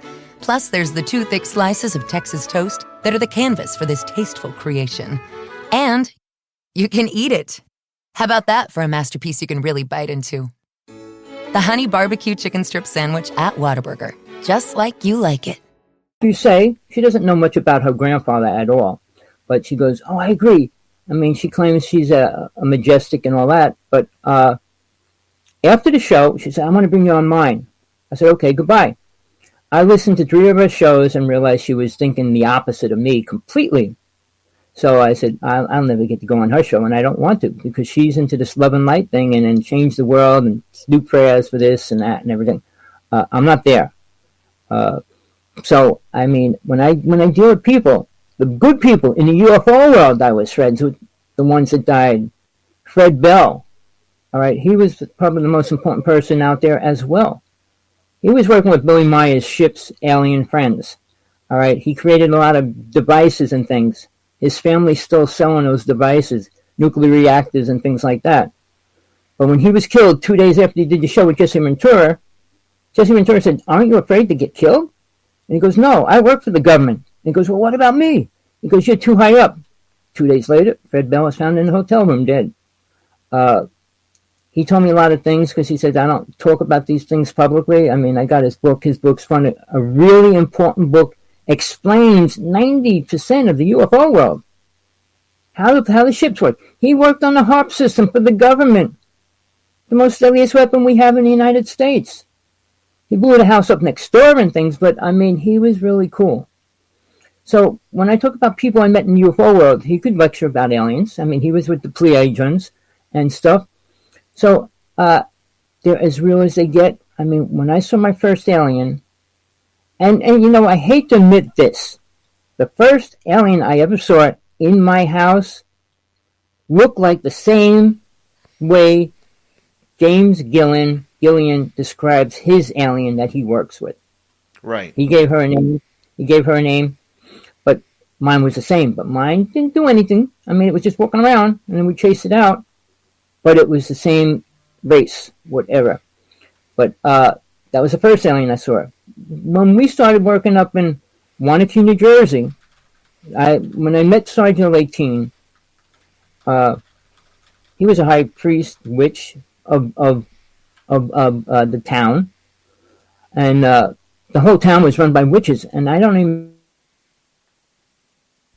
know much about that. But Wanakee, New Jersey, the whole city. The whole main street is owned by a couple witches. Right. And I mean, they got the symbols on the churches and everything. But we found this giant castle inside the middle of the jungle. And the Pentagon's right across the whole top of it. But in the interim, he was chased by the one that ran it, the head witch there, and he chased him out of town and stuff like that. Because he started working for the government. And he was doing reading. My friend was working for the government, giving readings and stuff for them. But when we made friends, I came into his house, and I walked in his house, and he goes, I'm going to be downstairs. So I walked down the stairs, and it's a big black pentagram on the floor, and there's this staff and everything laying next to it. He goes, who are you? I said, Tommy. So I walked into the center of the pentagram and grabbed his staff and put it in the center of the pentagram. He started screaming, who the hell are you? What are you doing? You're going to die. I said, I'm not going to die. And he says, who are you? And then we made friends. Nice. From that day on, we went up to Wanakee, New Jersey, 5 or 6 days a week. We'd get there at about anywhere between 9 and 10 and stay there till 3 o'clock in the morning, taking pictures all night. We started with a Polaroid camera, which was so expensive. Trying to get a couple hundred rolls of pictures done is expensive, especially at that time. I sold all my cameras, which was worth about maybe $4,000 for my first digital camera. And it saved us a lot of money for developing pictures. But we still shot 2,000, 3,000 pictures a night. He would download them and everything else, and we'd go over them. When we first brought the pictures to the print shop, they would turn around and say, well, a lot of these didn't come out. I said, we want every picture, good, bad, or indifferent. And I always told them that because they would say, well, this has a big spot on it. This has a weird thing in it. And I said, no, that's what we want to keep. So we got all these pictures of the things. We have thousands. Well, he copyrighted all our pictures, all of them. All right. But I can show them because I was there when it was filmed. I can go into some of the things that we filmed that were incredible that no UFO person could explain. He shot a picture of me from the back of me with the silhouette of me looking back at me. And the lighting was on the opposite side, so it wasn't like the lighting hit this or the things like that. And we sent it out to everybody to see if they could figure out what it was, and they couldn't. But in the interim, we were the first people to go to New York City and declare orbs. We said we can film anywhere we go, anytime. And there was about 250 people in the room, and I shot the camera for a half hour while he was talking. And I said, well, let's look at the pictures now. There were orbs in all the pictures, every one of them. And in the interim, we got a picture. I have a picture of this lady with this white beam coming down her. And I said, wow, check that out. So I was at the door waiting and watching everybody leave. And she never left. I mean, I wanted to talk to her. I said she must be an alien or something weird. But I never got to see her leave that room. Right. But from then on, we started lecturing. We lectured for global sciences for 6 years around the United States. Every twice a year in different parts of the United States. I got to meet all the UFO people. I was going to build a spiritual city 24 years ago with a couple famous people. I'm not going to say all the names, but we had 5 people. We're going to open up a spiritual city. They wanted $1.5 million for this castle that was created by an alien. I mean, the woman had the aliens to guide her to build it. It had an underground swimming pool, a satellite antenna on the top, and it was 1 mile from the main road and all this. And we said, this is a perfect place for a spiritual city. And then they were all fighting. Crazy. And it was like, I said, well, this isn't going to happen. And it didn't. I want to get some audience questions here because they have been lining up here for you, my friend, if you don't mind. No problem. Go and ahead. let's start off with Marilena here. Are you sure that what you've been told is the truth? There are many truths out there as well as perceptions.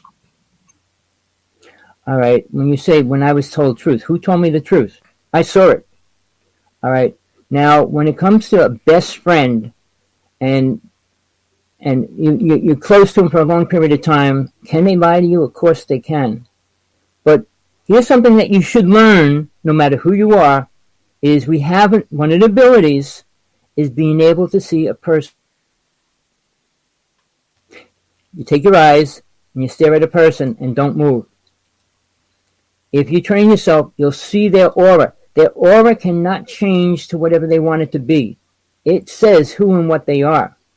Whether they're lying or telling the truth, angry or mad, whatever. If you learn to do that, if somebody tells you, well, this is real, and you just look at them and just stare at it, and 91% people won't look back at you because they don't want you to look inside them. Native people won't let you do it. They say you'll steal my soul. They know that in their own way, I should say.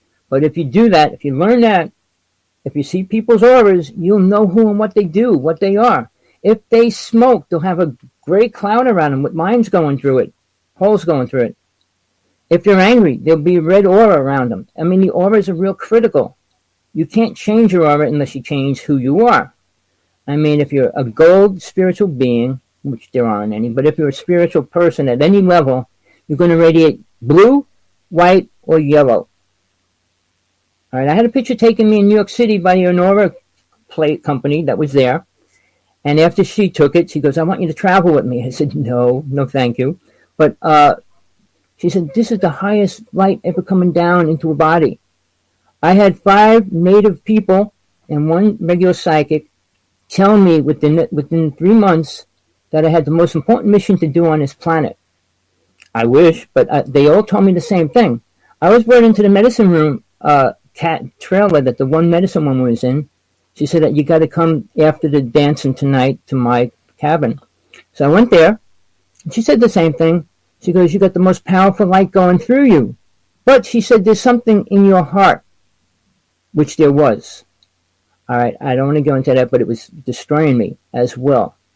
But then the medicine woman I actually studied with for maybe 15 years, one of them, it was 2 sisters, but the one I studied with 15 years, she was a pipe carrier. And she said to me, she gave me a brooch that was 125 years old, green turquoise. She said, this will protect you. All right. And she says, I hope, and this is what she said to me. I'm not making this up. I didn't ask for it. She goes, I really hope with who you are and what you're going to do, you choose to save the planet rather than destroy it. And that's what she told me then. And I stayed with her for years. And then I started doing moon ceremony with her sister until I was like 26 years later. So I made it to the highest level a man can make. I did step into a circle that I should have never stepped into and got all the power of the circle, which was outrageous. I mean, one lady, the medicine woman goes, you could have died. I said, but I didn't. So, but there's a lot of things when you say truth. Everybody wants to believe in the truth. It's truth. Is it good or bad to beat somebody up? And most people accept one truth over the other. True. Let's get to another question here. Michael is asking, is remote viewing part of the dark arts? Of course it is. The reason why, there's a spiritual law that exists which nobody follows. and it's called the law of non-interference. That's the first spiritual law, meaning you can't invade somebody's space unless you ask to come into it. Like, I'm going to heal the whole planet. You don't have the right to do that. All right, and you can't, but besides the point. But I was good at doing remote viewing, but here's the thing. If you go into somebody's house, you go into a bar, you go into a room, you're invading a space that you weren't invited into. It could be used good or bad, but usually it's just, let's see what's happening or whatever. I mean, I had a man, I was working on a job, and he told me he did that to his sister. He went into he told her to open the book, put it under the pillow. He went there, read the book, and came back, called her up on the phone. She goes, "You came to my house and you didn't wake me up to tell me you were here?" She goes, "I'm still home." So he proved to himself that he could actually remote view. So it's a real thing, but it's not beneficial for spirit. I mean, if you're going into a bank and trying to see the combination or something like that, is it good? You go into another country to see where the army is to blast them apart. It's always used for a defense or a weapon, however you want to use it. And what I'm saying is the psychic abilities that mankind has is a weapon. All right. So that should answer that question about remote viewing. All right. Well, let's head to another question here as we continue on with Spaced Out Radio. Tommy Hawksblood is our guest. We got about 6.5 minutes left. Eddie is asking, do aliens and demons have emotions? Aliens do not. They're void of feelings and emotions. Now, on the other hand, demons have emotions, hate, anger, and all those kind of things. And they push that out on. They use people. Now, I hate to tell people this, and I know they're not going to believe me. The biggest percentage of this planet is controlled by demons right now, not aliens. Look at what people do. How a man could punch a girl, hit a child, abuse a child, any of those things. What kind of person would do that? So you have to realize something's controlling them. I mean, sure, they got into heavy drugs. I mean, that's another force that you shouldn't be into, which pulls you into more negativity. So we're getting deeper and deeper into the dark side at every level. I mean, look at the sexual games. I went into a sex club. I was with a millionaire, living with a millionaire family, and she made me come join this club. I joined the club. I didn't know what it was. And that night, it was all on, eh? It was a sex club. 6 days a week, they do different things. I mean, new dancing one night, tortured another night. Well, remember, this is on terrestrial radio. Okay. Thank you. Sorry about that. Thank you. Let's go to Eugene's question. Is there a connection between life after death and the aliens? Life after death and aliens. Yes, for humans. I said aliens are reincarnating back into humans. See, being unaware of what they're supposed to learn, the same as most people are, about the abilities of spirit, not the abilities of a physical body. All right? Aliens are more concerned about the physical body. So they don't have feelings and emotions. So they don't understand when they pull somebody's body parts apart and things like that. They don't understand that either. I mean, they still look at it and try to wonder what's going on. But they don't have the same feelings. So they got to reincarnate as well. But they're reincarnating back as humans rather than aliens because they're moving up the ladder. So humans are, and people won't believe this because they say we're so ignorant, are the most spiritual race in all these lower realms, all the aliens that come here. Realize who controls all the alien races? Only 4 of them do. Well, maybe 6 between that control every alien race out there that are attacking us or using us or coming near us. I mean, you get these other names like Kalxar, you brought out the Andromedans and a couple other names. But they never did anything. The Galactic Federation never did one thing. Ashtar Command never did one thing. And they got millions of followers and everything else now. And Stephen Greer is creating his work groups now and everything, how to talk to aliens and stuff. But it's not going to benefit us. It's not going to change our government. People have to realize the only way anything changes, and Jesus even said it, if the laws are unjust, you change them. You don't go against them. Because you go against them, you go to jail. So you do it right, it happens. Oh, somebody threw up there real fast. Yeah, Johnny is asking, what about orbs? What are they? All right. Now, I filmed every kind there is. I got a chart of every color, every shape, every size. They're different things. Some of them are ETs within that orb. Some of them are entities in that orb. All right? Some of them are actually ships within inside that orb. I filmed a little ship about this big, no lie, going right around me and stuff, in the middle of the jungle up at Wanakoo where the government base was. So they're alive, if you want to say something, or partially live, but they are different. They're not the same. When you get 100 together, I mean, I was dancing when we were going to buy this property to create a spiritual city. I was dancing in front of a fireplace. This baby skull comes up out of the fire, but there was no fire. I mean, the fireplace. And then thousands of orbs came around me. And 3 different people filmed it. I have that picture. But they come to energy. And I proved this over 20 years. Any kind of energy orbs come to it. Sexual energy, happiness, fight, any energy of movement, they'll come to it. Sometimes in large numbers. Just being super happy with a bunch of people, orbs appear. All right? So they're not kind of like social, where we can actually start talking to them and have a meal or anything with them. But they're there. They're active. Now, Jose Escamillo, before he died, he was using our videos that we shot. But he called everything rods, and he called them insects. All right? I'm not saying I can't prove that either, because he claimed all the stuff he shot was insects, basically. All those big ships in the sky were creatures, and space creatures, and things like that. But he's no longer here. He used a lot of our videos during his promotion of himself.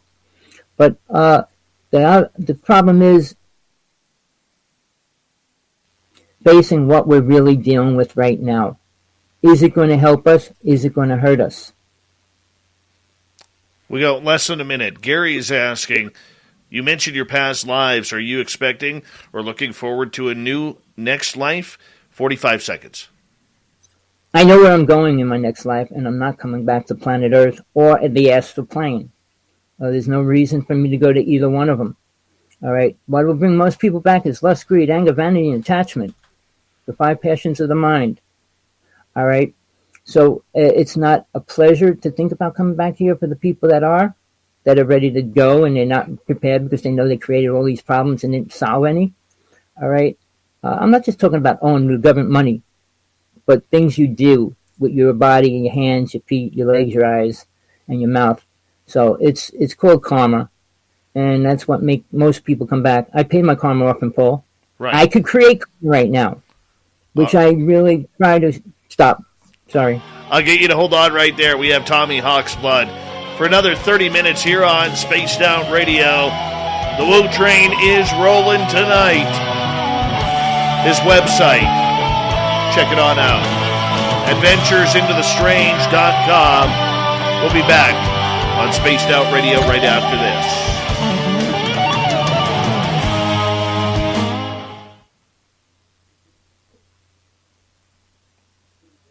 All right, we're clear. Okay, everything okay so far? I'm sorry about that. You know, I forgot when I wanted to say, well, That's the okay. sex club that they made me go to. Yeah, that was bizarre. But I think everybody wants to hear it now that we're in the break. Well, basically, it's a sex club. It's sex positive in Seattle, Washington. Mm-hmm. You got to join because you can't go in there legally unless you join a club. So when you join, you go there. There's 7 days, 7 meetings. Tuesday night's dance night. You could dance naked or not if you want. Wednesday night is torture night, where they got the racks up. They got rooms for every kind of torture. All right. They got group rooms where you could let people come in and watch you if you want. And it's just so crazy. But I did something really important when I was there, believe it or not. I'm working on finishing a book right now. And it's a really sad, one of the most horrible things happening on this planet. But I interviewed as many as they could what happened to them when they were little. Every single one of them was sexually abused. All right. And I learned, I knew right from that start. Out of 100 people, they were all sexually abused. Guess what happens when people get sexually abused? It affects them greatly. And it hurts them. So my book's going to be a lot about part of that. A lot more, but... Gotcha. We'll leave it at that. Excuse me. All right, we are about halfway through. Did you ever hear the name John Edmund? Sounds familiar. The Stardust Ranch? Oh, yeah, John Edmonds. I thought you said Don Edmonds. No, John Edmund. Yeah. I brought him out. I found him. I got him to come out. I worked with him 2 years. We almost did a movie. And then I kind of ended my friendship with him. Yeah. All right. I got my friend to do his books for him, everything else. Peacock streaming the world's biggest sporting events, exclusive originals, and the latest movies. This February, we've got Super Bowl 56 and the 2022 Winter Olympics. Peacock Original Bel Air from executive producer Will Smith and Westbrook Studios. Damn! Plus tons of new movies every week, including Marry Me, starring Jennifer Lopez and Owen Wilson. In theaters and streaming only on Peacock Valentine's Day. With all this and so much more to love, sign up now at peacocktv.com. The world around us is smart. We think your education should be smart too. With the FlexPath learning format from Capella University, you can set your own deadlines and leverage your experience to move forward at your pace. Visit capella.edu to learn more. Capella University. Don't just learn smarter. But just the way he treated animals, I couldn't deal with it. And he always had a great story to cover it up. He had 19 horses, 10 dogs. But I don't want to get into it. It's just a bad thing, and I couldn't deal with it. I went there. I stayed there for a week. I got right next to an alien. The medicine woman I brought with me shot a picture of the alien as well. We filmed a demon over his wife. Oh, that's pleasant. Really, most scariest looking thing you ever wanted to see. John Edmund has it. If he ever releases it, it would be outrageous because she said, I'm not going to give anybody else a copy. He has the only copy. He can do what he wants with it. But in the interim, I just sent him an email saying, where are you in the UFO world now? Because I thought he'd get big, but he claimed he killed 18 grays. And he said he was killed when I was on the phone with him, and then he hung up. But when I went out there, I didn't see the damages. And I said, where's the blood and all that? And he goes, well, I cleaned the sword off. I said, why would you clean the sword off? And all the things, he always did things that made it just the opposite of being true. Like I said, I look for the truth, period. Very understandable. Excuse me. All right. We have about 2 minutes here. Oh, 2 minutes yet? Yeah. Well, do you know much about MJ-12? A little bit. I was friends with one of them. And we were forced to meet the Men in Black. And we went to dinner with them. And they wanted me and Sergeant 18 to stay with them all night. I said, sorry, I got to go to work the next day, and I left. But one of them that was sitting right next to me knew all about me. And he goes, I deal with UFOs, but I don't know nothing about spirit. And he turned around and he goes, well, look into my eye. And he said, that's a camera. They're filming everything we say and do right now, just so you know. He gave me a video. He gave me a VHS tape. And when I went home to see it, he drives a van. The van's worth $2 million at that time. And he monitors computers within a quarter of a mile. And that's what he does for a living. Oh, wow. And they track 450 child porn people in 1 week. We don't talk kitty porn on this show.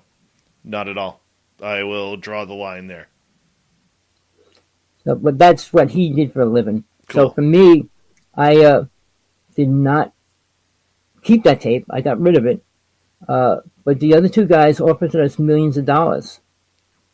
I mean, they were standard. Hold on, my friend. Glasses. We got like 5 seconds here.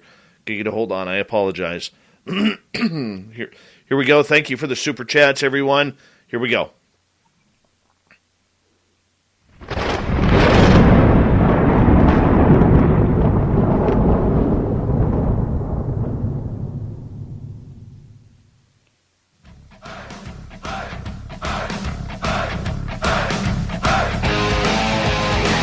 past the halfway point of Spaced Out Radio tonight.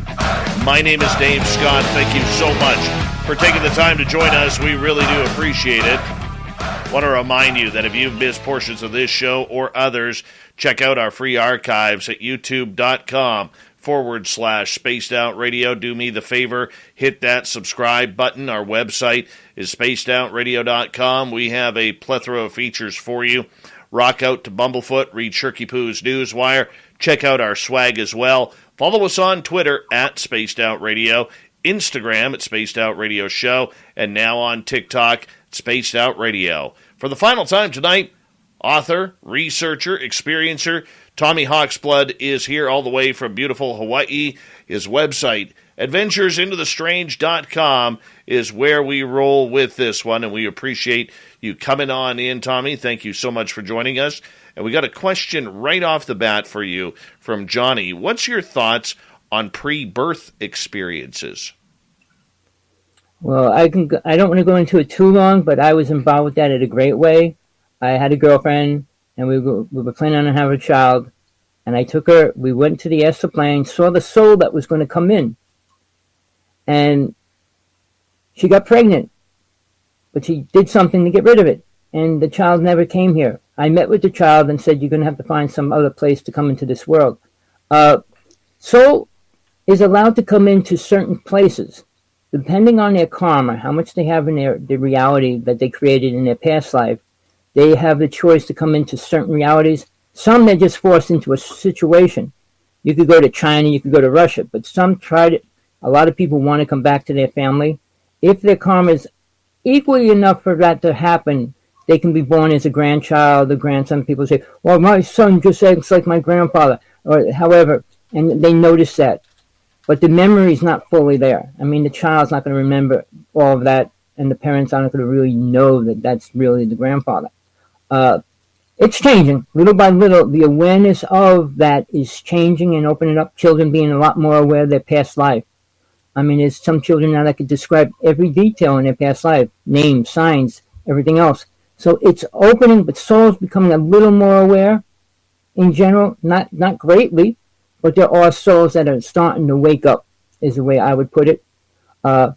So Satan doesn't want that to happen. Aliens don't want that to happen. They like control over people and everything else. It's like, let's take people all away from planet Earth, which needs to happen.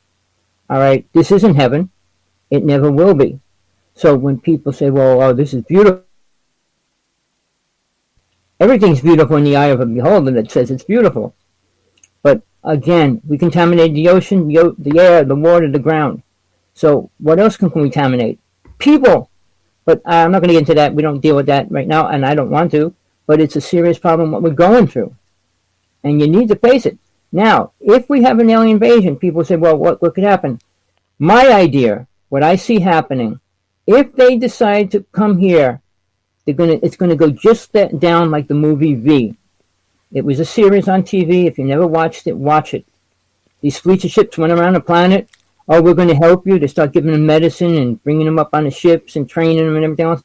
While the queen is making a pot of her children, and then they're going to inject all these people.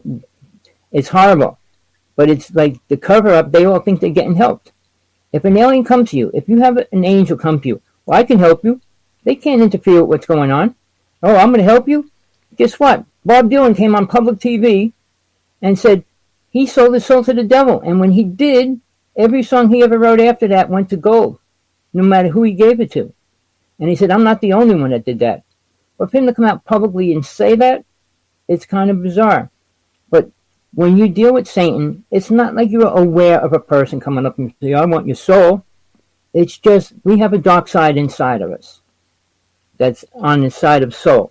If you can't fight it, it kind of tries to take over. Until you can go through that, we will attain pure awareness. It's called the dark night of soul, the darkness within, the dragon. Until you go through that, it's always going to be there. And it's like waiting to pull you into anything it can.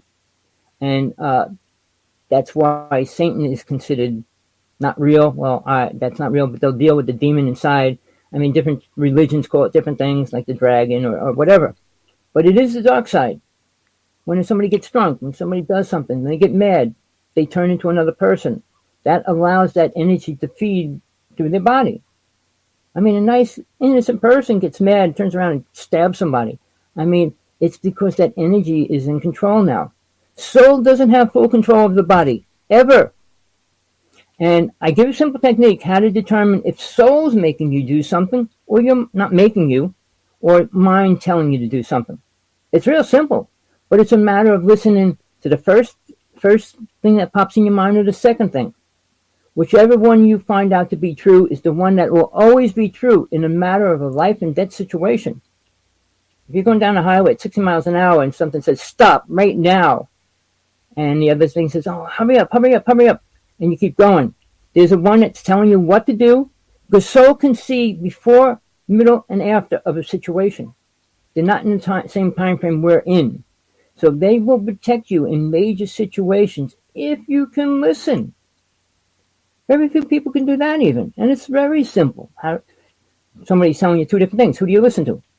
Well, you either learn it's the first one or the second one. It doesn't change. If it's the second one 3 times, it's always going to be the second one. If it's the first one, you'll know it's always the first one. But for everybody, it's different. But 90% of the time, it's the first one. Because in a situation where it's 2-second chances, stop. And everyone says, no, hurry up. If you stop right away, it could save your life. I'm just telling you, it's a simple technique, and it doesn't take, you can learn it in a week or two. And you should, because you're actually listening to your soul, meaning your real self, not the mind. The mind's a computerized program. So, again, we're not a body. We're not permanently here. This body's only temporary. And when you talk about the astral plane, you take on an astral body. And it's a lot different than this. It's not solid.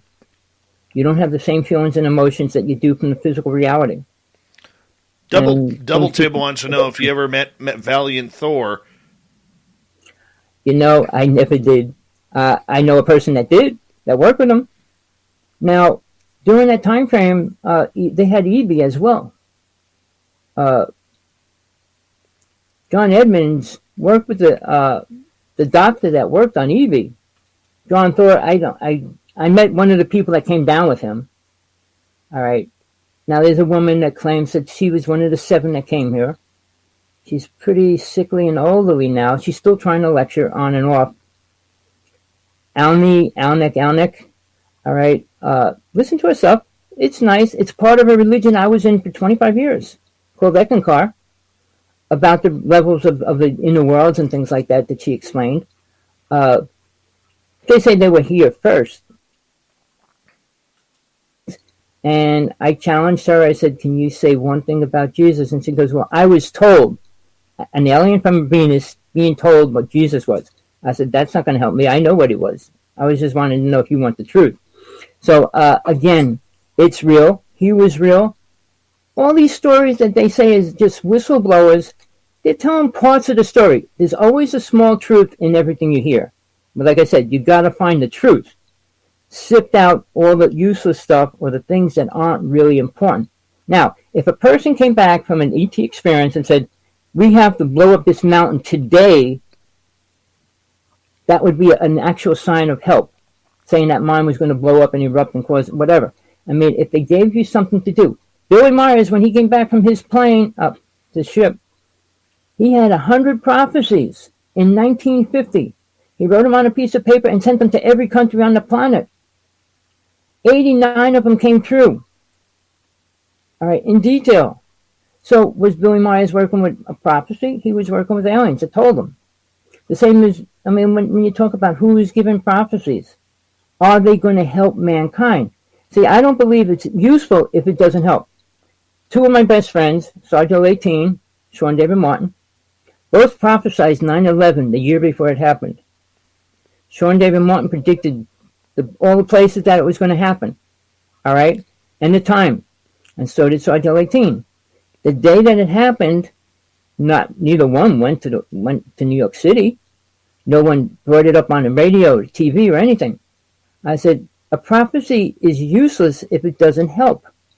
So I'm at a point where if you're going to make a prophecy, try to make sure that it's going to help people if it happens, which I don't see happening. I hear it over and over. The world's going to come to an end and this, that. What are we supposed to do? What are you even? Well, the world's been coming to an end for 1,000 for years. a long time.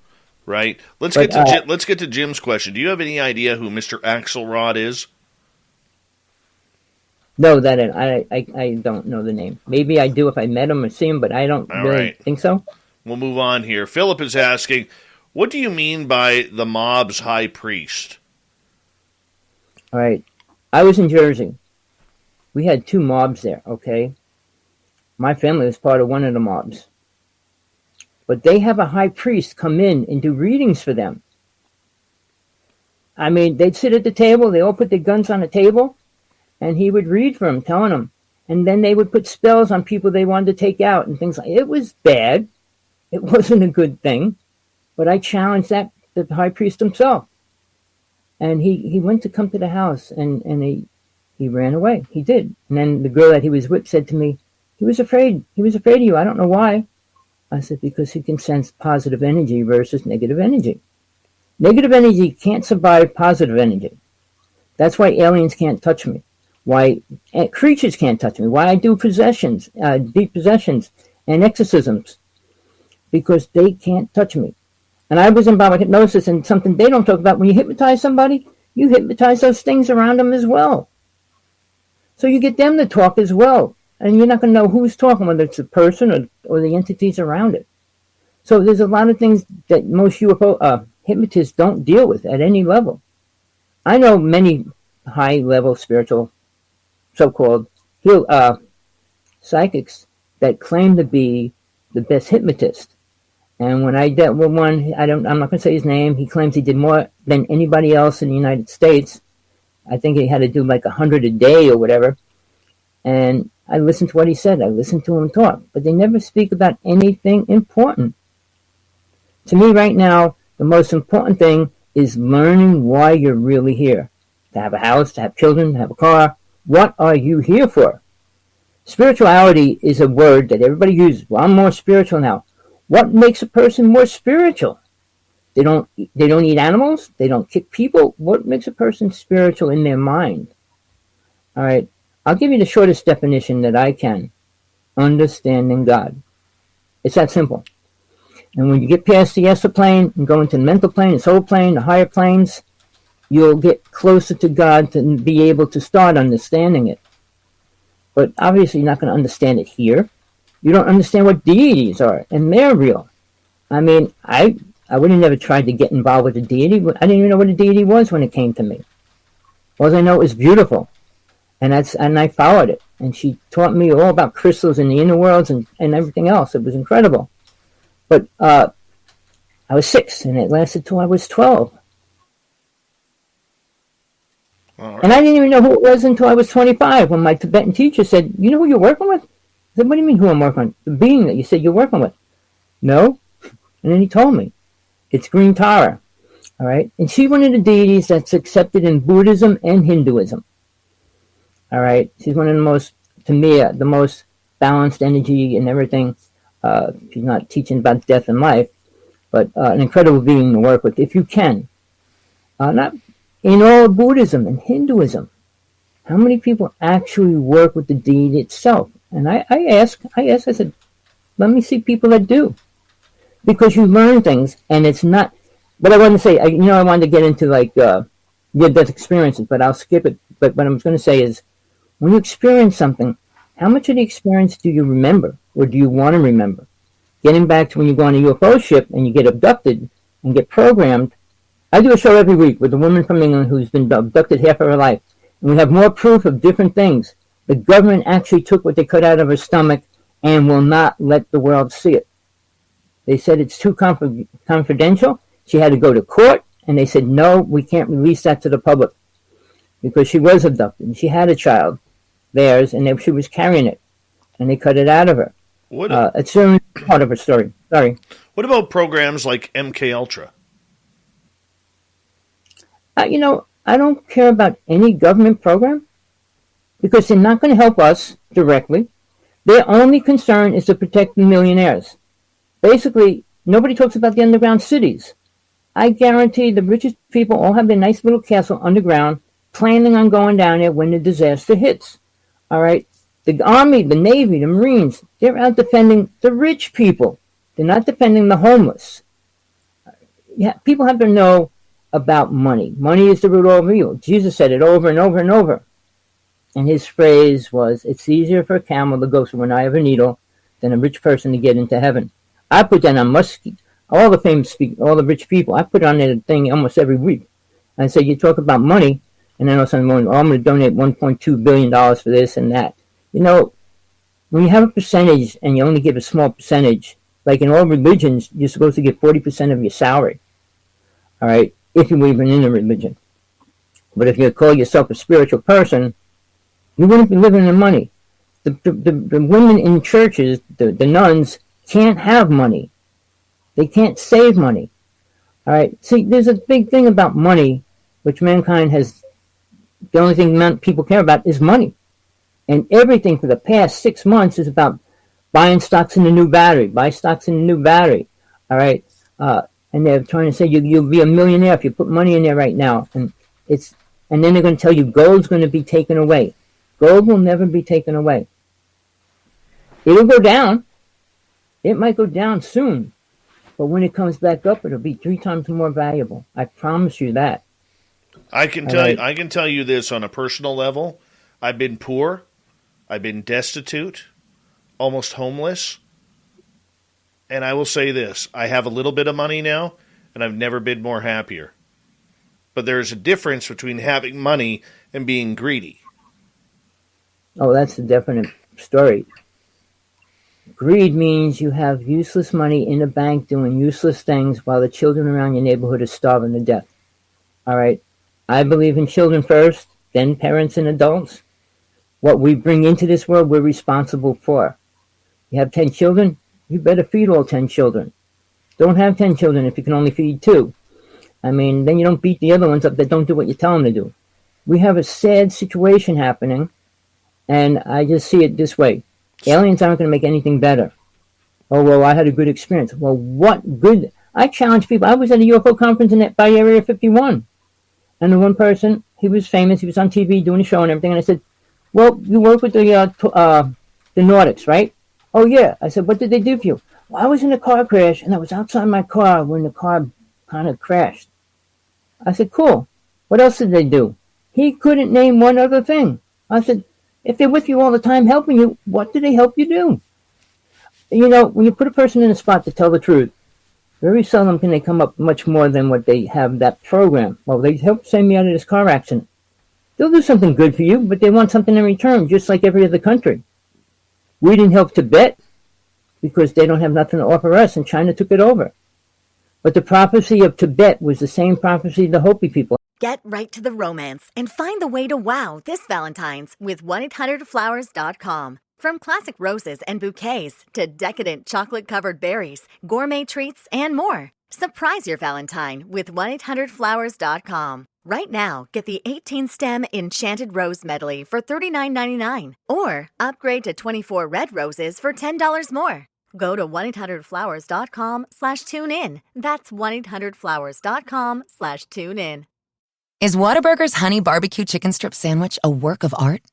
The 3 chicken strips covered in melted Monterey Jack cheese are a study in contrasts and surprise. And the honey barbecue sauce, while at first unexpected, becomes a sweet delight to the senses. Plus, there's the 2 thick slices of Texas toast that are the canvas for this tasteful creation. And you can eat it. How about that for a masterpiece you can really bite into?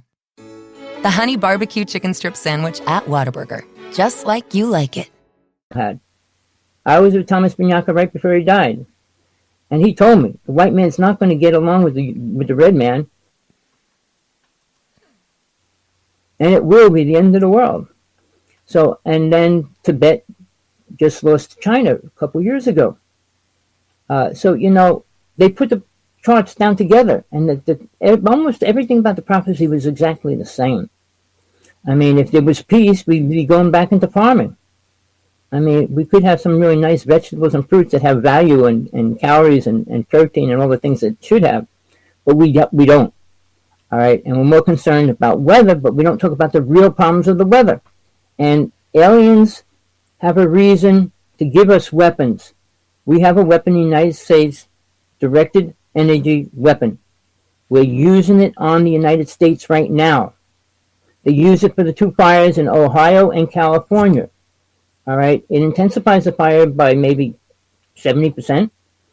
All right, why would they do that?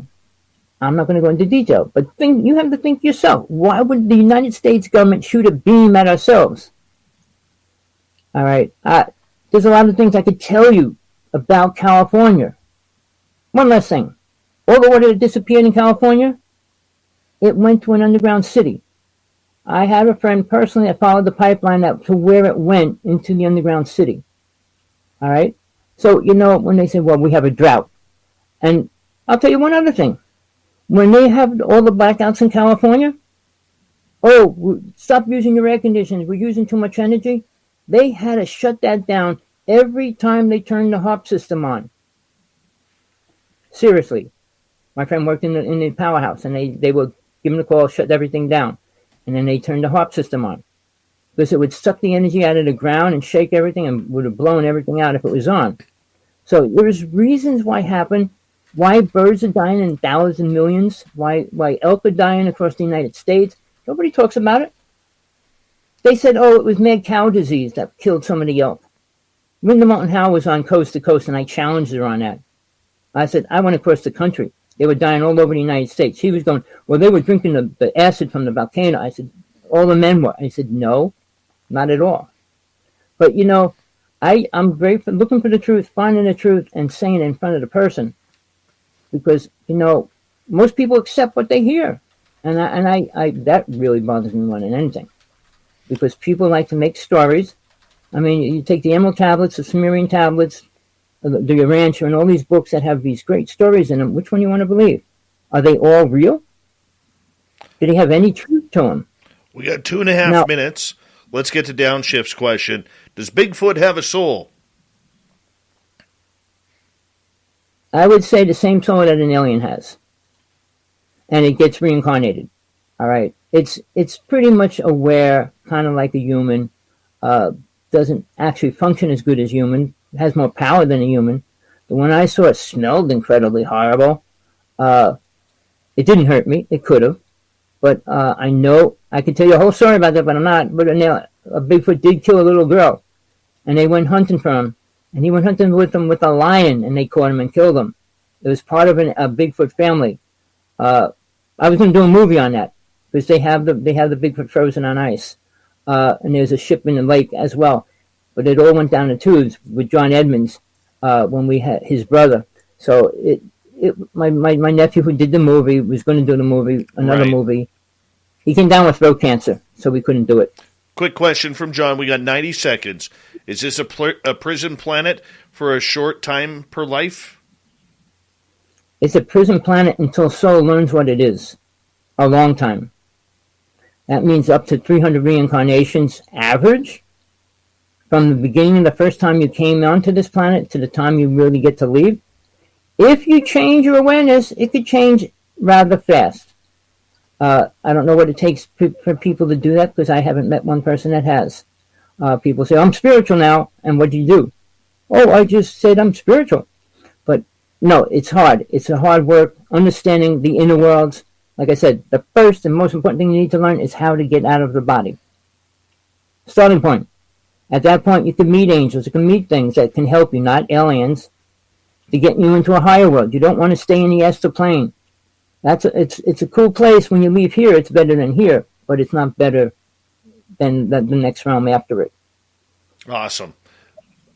Tommy Hawksblood, thank you so much for coming on Spaced Out Radio tonight. We really do appreciate your knowledge, your voice, and your information that you have for all of us. And I'd say a big thank you, and enjoy yourself for the rest of the day. And we'll give out your website again here. If anybody wants to check it on out, adventuresintothestrange.com. I'll give it once again. Anybody, go ahead. One fast thing. Anybody, I don't like to write. I have a real problem with writing, even though I have to write books and get them edited 3 times. But anybody that wants to talk, Skype, it's Hawksblood 11. I talk to people. If you want to talk, ask questions, please call me. I'm in Hawaii, so my time's usually different. All right, my friend. It's Skype 11. I got to wrap it up. Tommy Hawksblood on Spaced Out Radio. Swamp Dweller is next.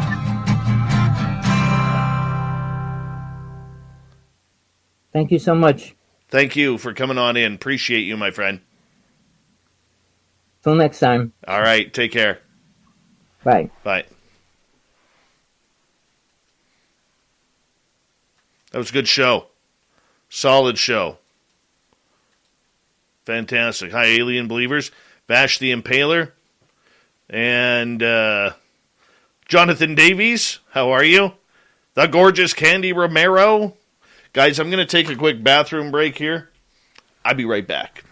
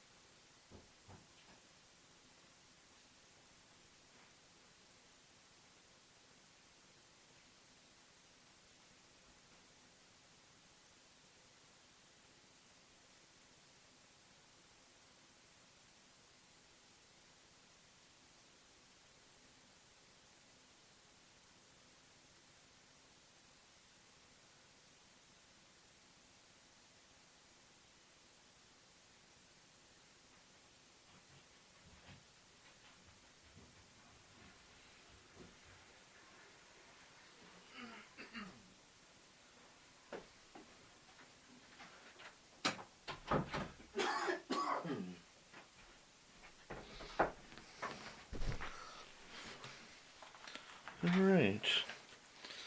Rock and roll. Rock and roll.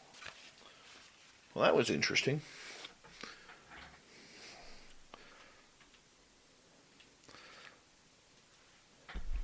Sometimes life is interesting. That's all I'm going to say.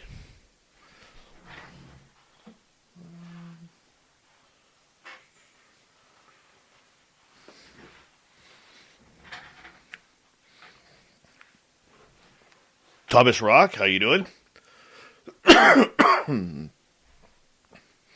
Alien Believers.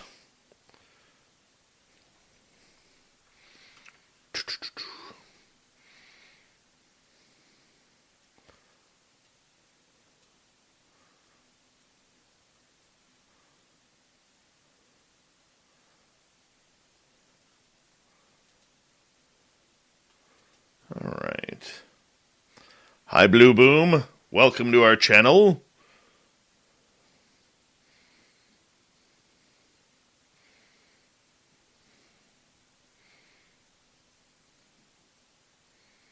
As the snow keeps falling out here, just like everywhere else. All right, Mr. Swamp Dweller. Thank you so much, man. I got to tell you guys, when Merle and I started just on Monday, we started Canada's Great Unknown. I actually called up Swamp Dweller a couple weeks previous and said, hey, man, I hope you don't mind, but I love what you do. You're kind of an inspiration. And I'd love to do a Canada channel just on Canadian stories. And I'll tell you, if he would have said, dude, there's a lot of them out there, don't do it, I wouldn't have done the channel. But Mr. Swamp, being the real cool dude that he is, actually said, you know what? Go for it. Go for it. And that's why we created, and we launched it Monday, Canada's Great Unknown. There is the YouTube channel right there. And if you haven't subscribed yet, we'd love it if you did. Hey, Sovereign Farts, how you doing? And you know what? We appreciate Swamp Dweller. He'll be our guest tomorrow night. It's going to be a great, great show. And it always is with him. God, he's a good storyteller. By the way, Swamp, I can tell you right now, I think I am around 250 250 days in a row of listening to your programming each and every night before I go to bed. Think around there, 250 days. Gotta be. It's been months and months and months. Oh, excuse me, guys.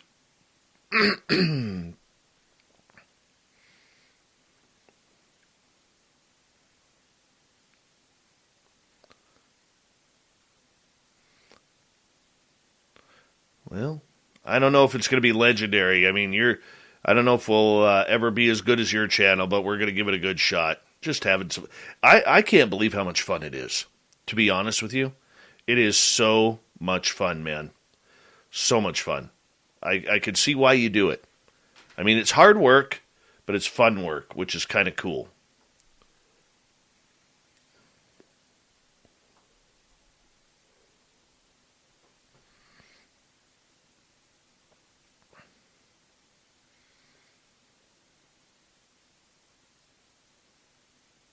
Well, I know creepypasta means, I know what it means, Bomber. I know.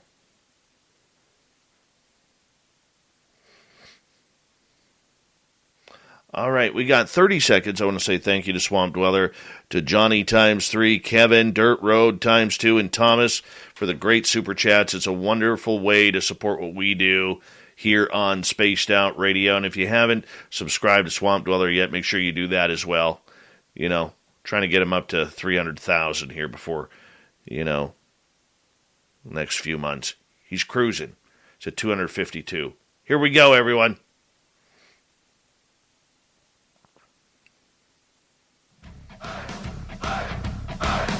Would you like to connect with us? Head to spacedoutradio.com for all your latest show info.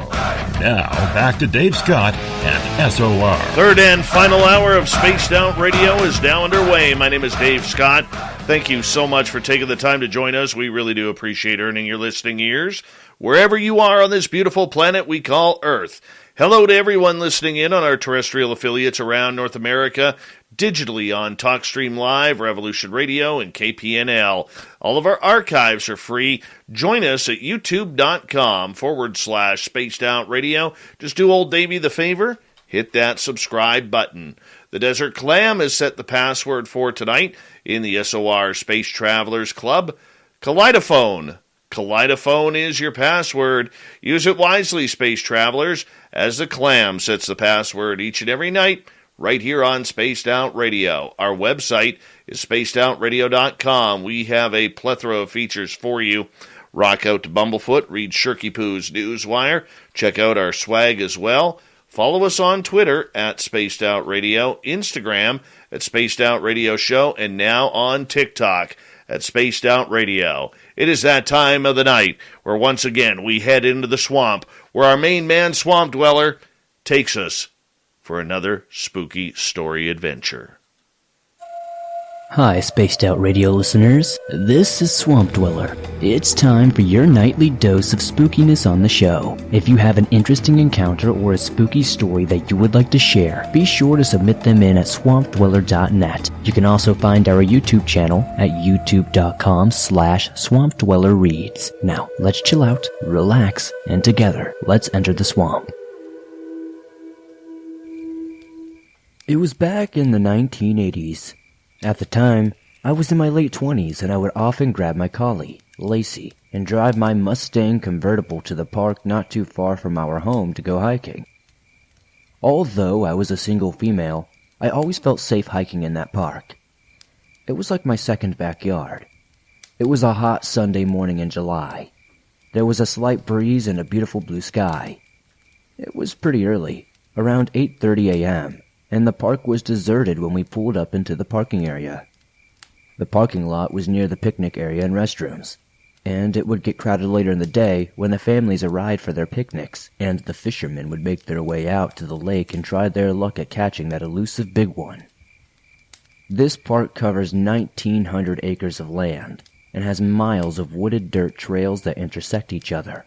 There are a few main trails that pass by a lake, and meander along a lazy river, and lead to 3 hidden, breathtaking waterfalls. It is heavily forested, and in the summer, when the leaves are all on board, the trail's visibility is limited to the path. I loved that park, hiked it often, and knew the trails like the back of my hand, and enjoyed having it to myself. I intentionally chose times when I knew it would be less crowded. The lot I parked in is across a little road from the head of my trail. It's my favorite trail. As I called Lacey out of the car and snapped on her leash, another car pulled into the lot. He parked rather close to me, and I found it rather annoying and a bit strange. I go there for solitude and peace, and there were plenty of other parking spots, and there was no need to crowd me. The trail Lacey and I wanted to hike on was across the road, so I headed that way. We started up the hill and onto a heavily wooded hiking trail. For some reason, I was feeling a sense of dread and glanced at the man as he was getting out of his car. I am somewhat suspicious when hiking alone and immediately found him a bit off. Something about him was setting off alarm bells in my head. He appeared to be in his 40s and was by himself, which is not unusual. A lot of people hiked by themselves. It was his attire and demeanor that caught me off guard. He was dressed like no other hiker I have ever seen. He had on dress pants and shiny black dress shoes, like the ones my dad would always wear going to church. The clothes and shoes were a bit shabby, but still not something somebody would wear when hiking. None of the trails in this park were paved. They were all dirt and often muddy since they crossed meandering streams. But it was his expression that struck me the most. He was staring intently at Lacey and I, with no expression on his face, and it was making me extremely uncomfortable. I thought to myself, who does that, and who wears dress shoes hiking? I began to think, and I became more uneasy. There was just something creepy about him. Most people who hike the trails keep to themselves, but will say a brief "Hi, how you doing?" or wave, something like that. This man simply stared intently at Lacey and I with no expression in his blank eyes. I knew somewhere deep down inside of me that it would be the best plan of action to avoid him entirely. It was a little voice in my head that I had to listen to. I considered giving up my hiking altogether that day, but I'd been looking forward to it, and Lacey was raring to go, and maybe I was just being paranoid. So I turned back around and began walking up the main hiking trail. I decided to verge off one of the many little paths that branched off the main trail. I chose this trail as it was not marked with any signage and did not go towards the falls of the river, but winded through the dense, heavily forested woods. It was not as popular as the other trails, and I figured I could avoid the man as he probably would choose one of the more popular marked trails that most hikers would. As Lacey and I walked along, I glanced around to see if I could still see him. To my dread, I realized that he had also chosen the trail we were hiking. I looked around to see if there were any other hikers out, but it was just him, myself, and Lacey. I was not concerned to the point of panic, but still somewhat freaked out. It was just himself, myself, and Lacey. I was not concerned to the point of panic, but still freaked out. I decided it was best to continue to steer clear of him, and as soon as I was able, I took a different cross trail to avoid him. The trail I chose headed off in an entirely different direction from the way he was headed. I kept walking at a fast pace, trying to put as much distance between me and him as possible. I tried to enjoy the gorgeous, beautiful day, but I could not shake the feelings of unease, and all the while walking tried to stay diligent of the man's location. After hiking for about 5 minutes, I began to feel my sense of unease increasing. I turned back to notice that the same figure, once again, was following us in the distance, gaining on us slowly but steadily. He had taken the same intersecting trail as Lacey and I, and was following behind us again. He did not appear to be enjoying the walk. He was not looking at the nature around him, just staring right at Lacey and me. He continued to stalk us at a quick pace with a sense of purpose into his stride. His face was motionless, his eyes never leaving us. As I glanced to him, it seemed waves of malice were emanating from him, and I was more scared than I had ever been in my life. By this time, Lacey was beginning to feel my anxiety. She was a beautiful dog and looked a lot like Lassie. She was a good 65 pounds and, unlike most collies, did not care for strangers or anything else out of the ordinary. She was also beginning to pick up on my emotions and starting to perceive this danger. She began stopping and turning, looking back at him, perceiving this person as a threat. I knew all of these trails like the back of my hand and was quite sure we could lose him. I crossed into another trail, and I thought surely we had gotten far enough ahead of him that he would be unable to determine which trail we had walked. Glancing nervously behind me, but much to my horror, when I looked up the trail ahead, I saw him walking straight towards us at a determined pace. He had somehow found the trail that circles around us and then crossed over to head us off. This could be no accident. It was obvious to me now that he was intentionally following us. But why? My brain went into overdrive. All of my senses were telling me that I was not in a good situation. I wondered what I could do. I had a very, very bad feeling about this man, and had to find an escape route and get back to the safety of my car as quickly as I could. I hastily looked around for another trail that I could take before he would reach. At O'Reilly, we know your tech teams need quick answers to their most urgent questions. They need to stay on top of new tech developments. They need a safe place to learn the technologies your company adopts. And they need it all 24/7. Well, they can get it all at O'Reilly.com. With the O'Reilly Learning Platform, your team gets live online courses, tons of resources, safe interactive scenarios and sandboxes, and fast answers to their most pressing questions. Visit O'Reilly.com and request a demo.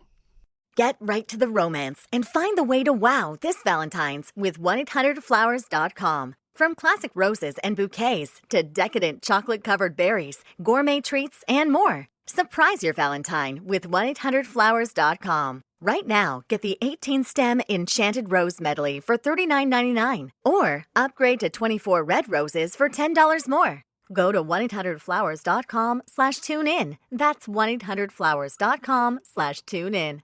Us. There was nothing.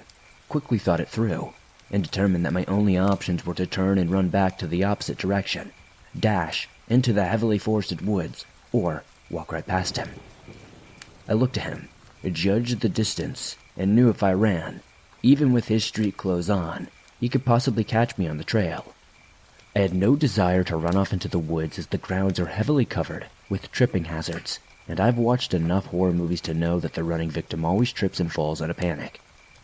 I contemplated all of those options, and you are probably going to think I'm crazy, but I decided the best course of action was to keep walking straight ahead and walk past him. I was not alone. I had Lacey, and she gave me the courage to confront the alarming, disconcerting stranger.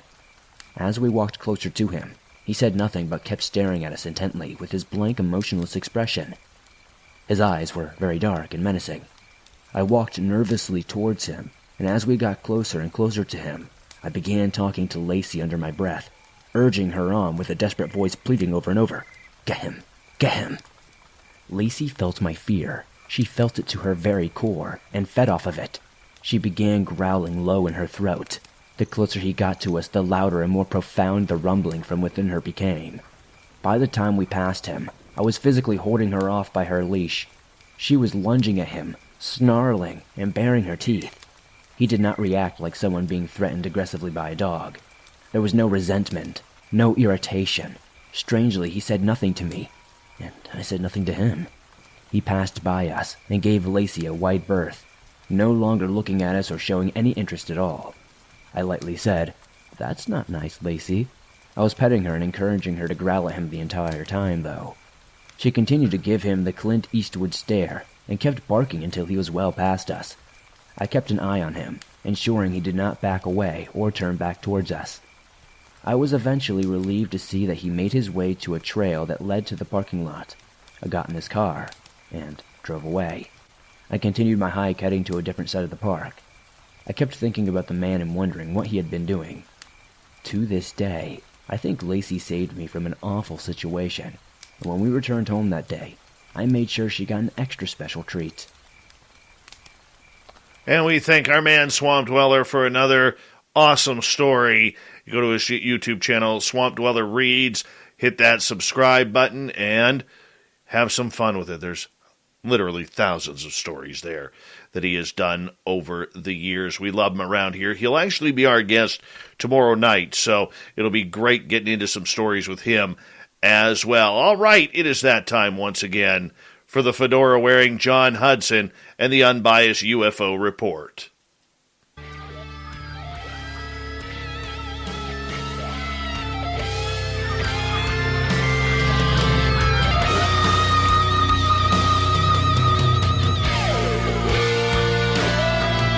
John comes in every couple of nights to talk everything UFOs with us, as we got to keep our beat on the scene of what's going on in the UFO world. Mr. Fedora, how you doing tonight?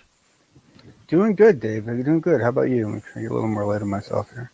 I am doing absolutely great, my friend, and it's always good to be talking some UFOs with you.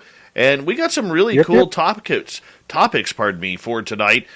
I got to ask you, what the hell is Schroeder's box? And what's a camera doing with it? Basically, either I mistyped it or you misspoke it. One of the two. Either way, it makes it more funny. Basically, we're talking about Schrodinger's box. And for those of you who are not familiar with Schrodinger's box, time out. You're not throwing. Please. You are not throwing me under the bus with this one. You typed out Schroeder's box. Did I really? Okay, good. Yeah. Okay, no, I want to make sure that was my fault. I'm going to trip you as well over that one. Thank you. No. What was really funny was at first I thought it was actually spell checking me to Schrodinger, and I was like, "There's no way that this iPad knows how to spell Schrodinger." But anyway, the point is that the Schrodinger's box experiment is the classic experiment that you've probably all heard about. That where the cat is in the box and there is a radioactive element in the box that has a 50-50 chance of decaying, and if it does decay, then poison is released and the cat dies, and if the doesn't decay, then the cat lives. And the hypothesis is that essentially, until you look inside the box, the cat is neither alive or dead, because it's only when you actually can look inside the box and discover the cat's state that you actually are aware of the overall state of the system. This has years and years of debate, books, TV shows, a lot of YouTube, let me tell you. But the reason why we're talking about this tonight, and the only reason why I'm boring some of you with this, because this isn't directly a UFO topic, is because of how cool this is, and because of how often we have talked about entanglement and spooky action at a distance and all these concepts. And so basically what it comes down to is that a group at MIT were able to cool down a system to a low enough temperature that they were actually able to witness the moment where classical became quantum, or when quantum became classical. There's a transition point, just like you have a transition point in when something's melting or it's water and it turns to steam. There's this transition point, and we've never, ever been able to see this transition point. Now, what makes it so interesting about this is that what they actually saw in the experiment is that when the particle was in its superposition state, essentially, it became an actual cloud, an actual mist is my word, but it became a cloud type form. And the way to think about this is that the cloud holds in it all the probabilities that exist for that particle, right? So all the possible things that could happen to it exist in that space. And then at the point where reality sticks and you're now trying to get to a particle, what they witnessed was a freaking tornado. They actually witnessed, and if you think about it, it makes flawless sense, right? Because nature is all about least path of resistance, the most efficient way of doing things. And that kind of funnel shape, we see repeated all over the place. Black holes, your toilet, all over the place, because it's an incredibly efficient way to move stuff from one plane to another, right? And so they were actually able to witness this cloud state, and then as it actually started to form the vortices that would basically take that cloud and bring it down to the point where it's an actual particle that you can see. And it's not that they saw this entire process, but what they were able to see was these vortexes form in the cloud allowing them to now realize that essentially that vortex formation is part of this process. And this is a big deal. Like this is really exciting stuff. All right. Very cool. Yeah, you have to trust me on that, Dave. But it is really a big deal because this has been like one of the biggest black boxes in science, is seeing this transition. And if they're right, and there's still a possibility they're not, but if they're right and they're actually witnessing this transition, then that is not only is it a big deal from a discovery point of view, but it's a big deal from a practical application of this technology later. Like these are the sort of realizations that can spring whole new industries. Okay, let's get to some UFOs. And realistically, I didn't talk about isotopes, right? I'm just didn't wondering. mention isotopes once. I was surprised. All right. Other shoe drops on human sensors at Skinwalker Ranch. Yeah. So I apologize on this one. I don't have any good data to show any of you, except for me to recommend that you read this new book that recently came out called Skinwalkers. It's Skinwalkers at the Pentagon.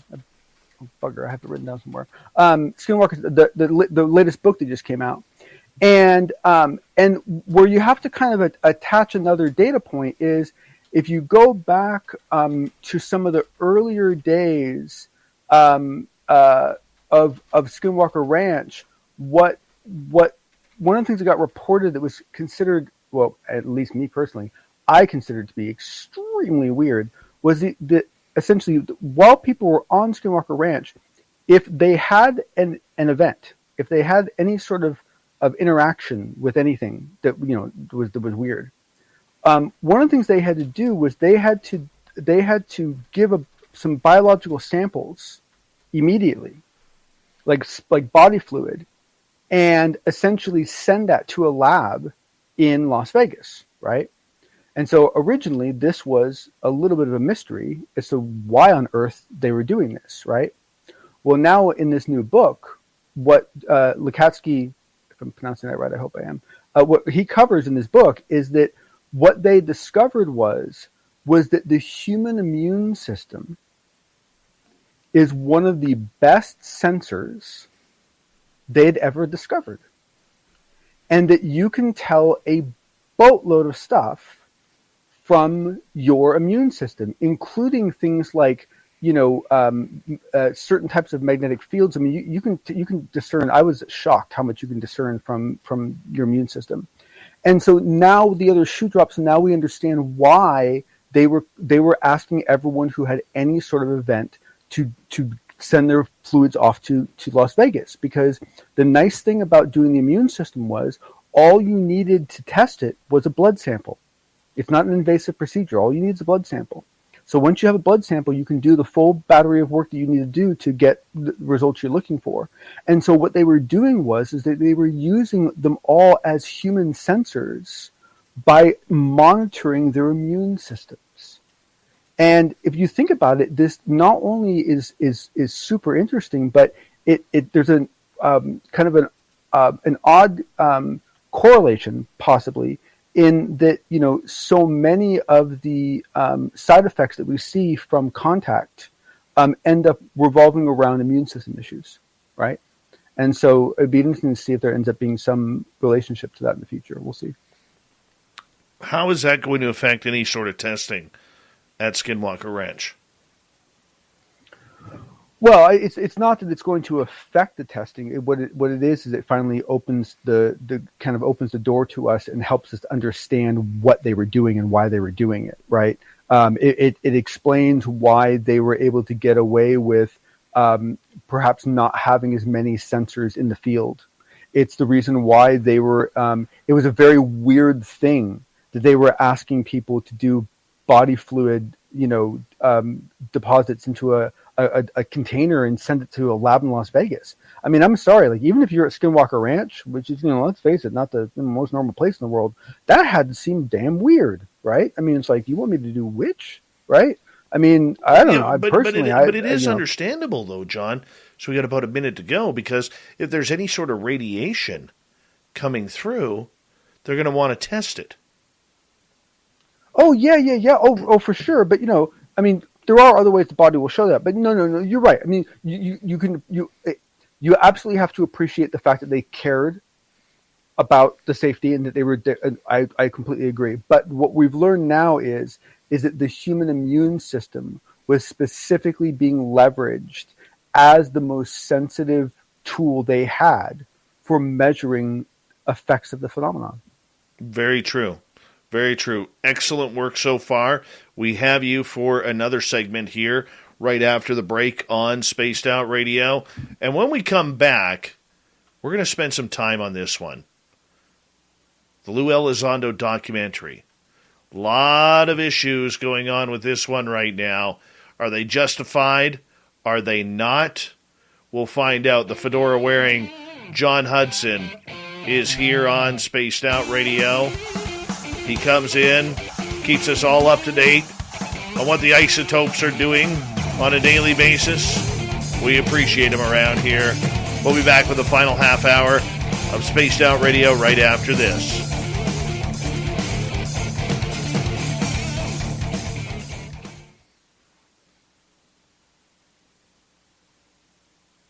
All right, we're clear. How are you, Dave? I'm good. Good. It's my Wednesday night tired night. Quite a night. Yeah.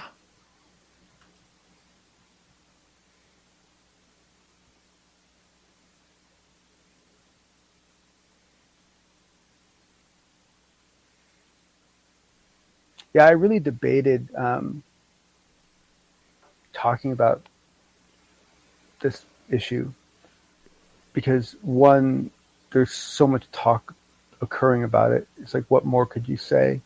But at the same time, I think there's a really good chance that there are people. But also I think there's a good chance there's people listening to this show that aren't aware of it and would appreciate just a quick synopsis of what's going on. So, yeah, no, we'll spend some time on it. I have been, excuse me, I have been up and down on the topic. I made a comment last night to start off the show before our radio people got involved. And it's tough. It's a tough situation because many people were put into precarious positions. Yep. No. There many people were not served well in this whole process. Mm-hmm. But it's also something that has to be dealt with so carefully. Yeah, but the other thing I like about you being included in the conversation is that, I have as much skin in this game as anyone else does from the point of view of caring about this community, but you have a far more direct involvement in what occurred, and you yourself were an unwitting, an unwitting and unagreed to accomplice in this whole process, and horribly unfair. Yeah, it's not just me. It was John Greenwald from the Black Vault, Thomas Fessler, who actually told the creator not to use his stuff, and Lou Jimenez from Unidentified Celebrity Review. I'm going to clarify some things here tonight when we come back. I'm going to clarify some things. Good. And if we end up skipping the news and the thought of the Dave over it, that's okay. Yeah. No, and obviously your call. But the other thing is that there, because of what this is, and because of how it's played out, there are a boatload of really interesting learning opportunities. I know that sounds kind of silly, but it's true. There are a bunch of really good learning opportunities here that I think, each of us should try to grab one of those and and play it to its advantage, because there's a lot to learn here. You know, there's still a lot of other things that could have gone wrong, even if the things that had gone wrong had gone right. You know what I mean? There were so many. It was such a powder keg. Yeah.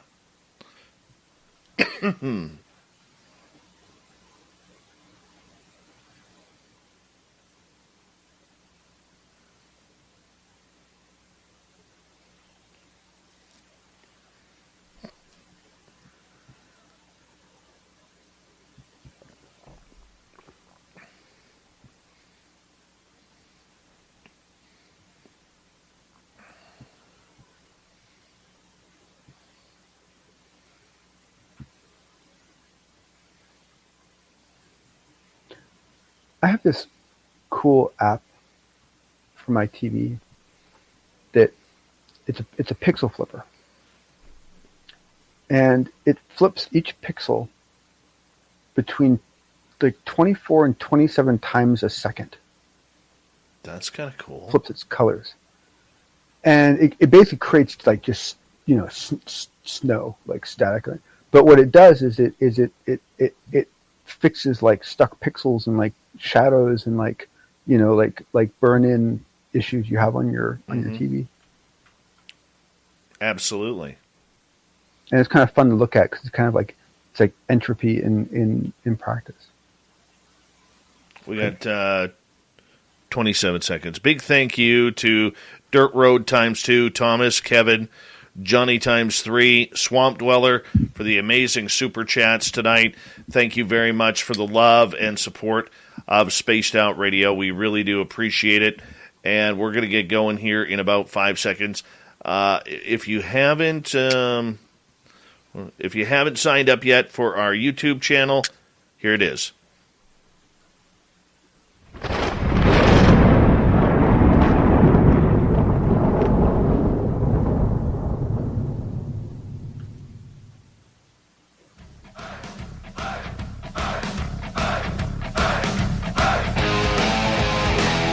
Rounded third. We're heading for home tonight on Spaced Out Radio. My name is Dave Scott. Thank you so much for taking the time to join us. We really do appreciate earning your listening ears.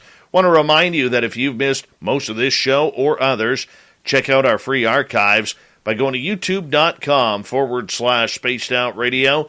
Do old Davey the favor, hit that subscribe button. Our website, spacedoutradio.com. We have a plethora of features for you, including rocking out to Bumblefoot, reading Shirky Poo's Newswire, checking out our swag as well.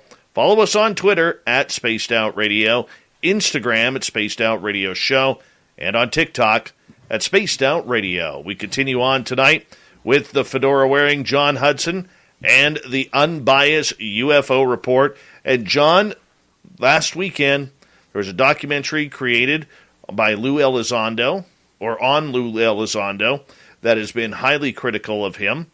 And this has taken the UFO world by storm.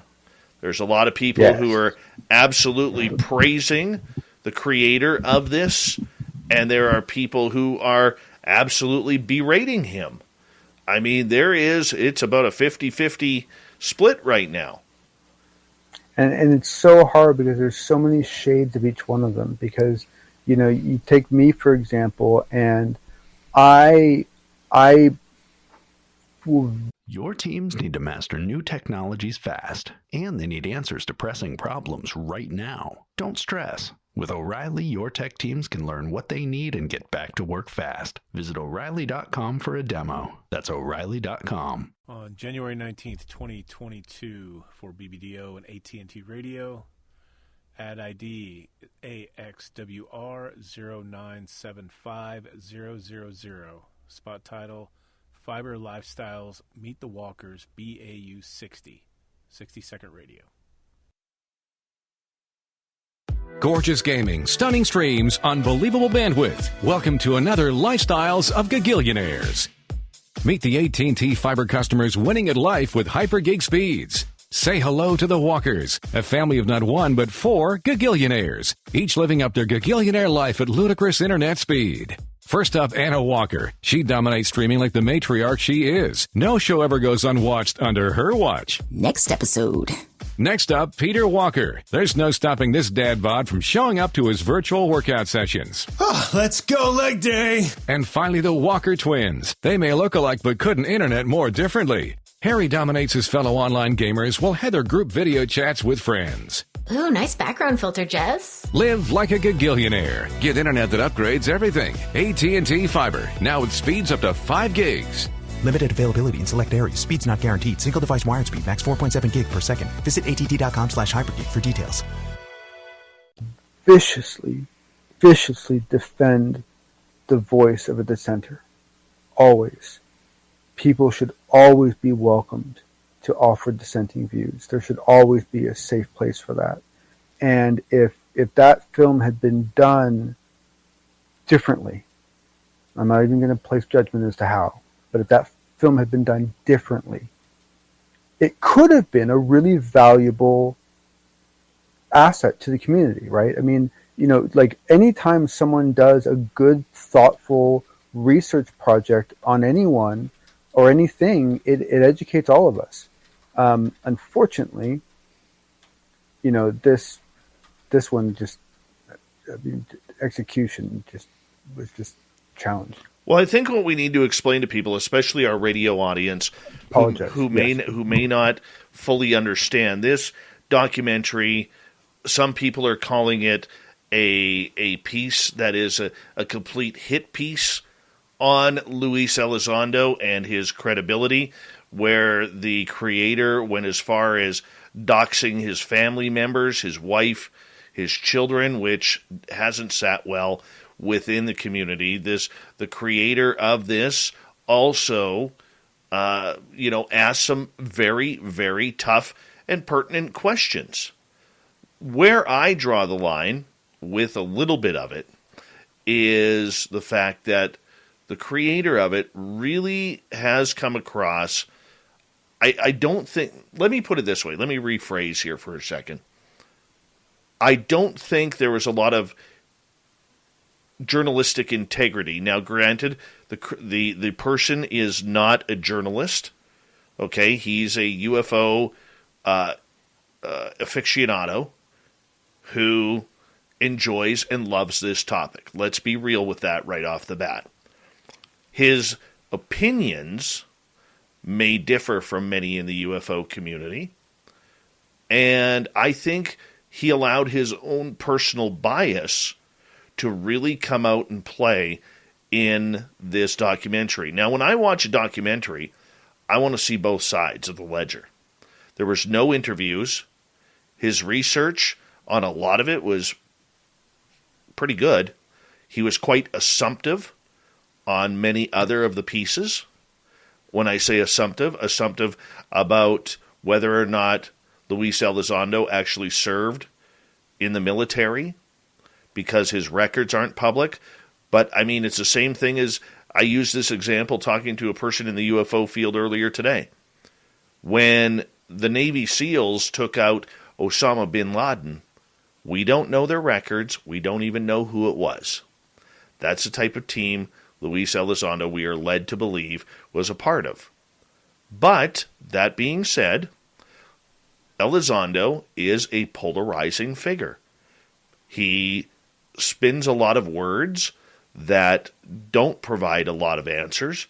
Yes, he encourages people to read between the lines, but many people struggle with that. And I believe that needed to be called out. Even though I am, if I were to say, am I a supporter or not of Elizondo, I would say I am a supporter of his.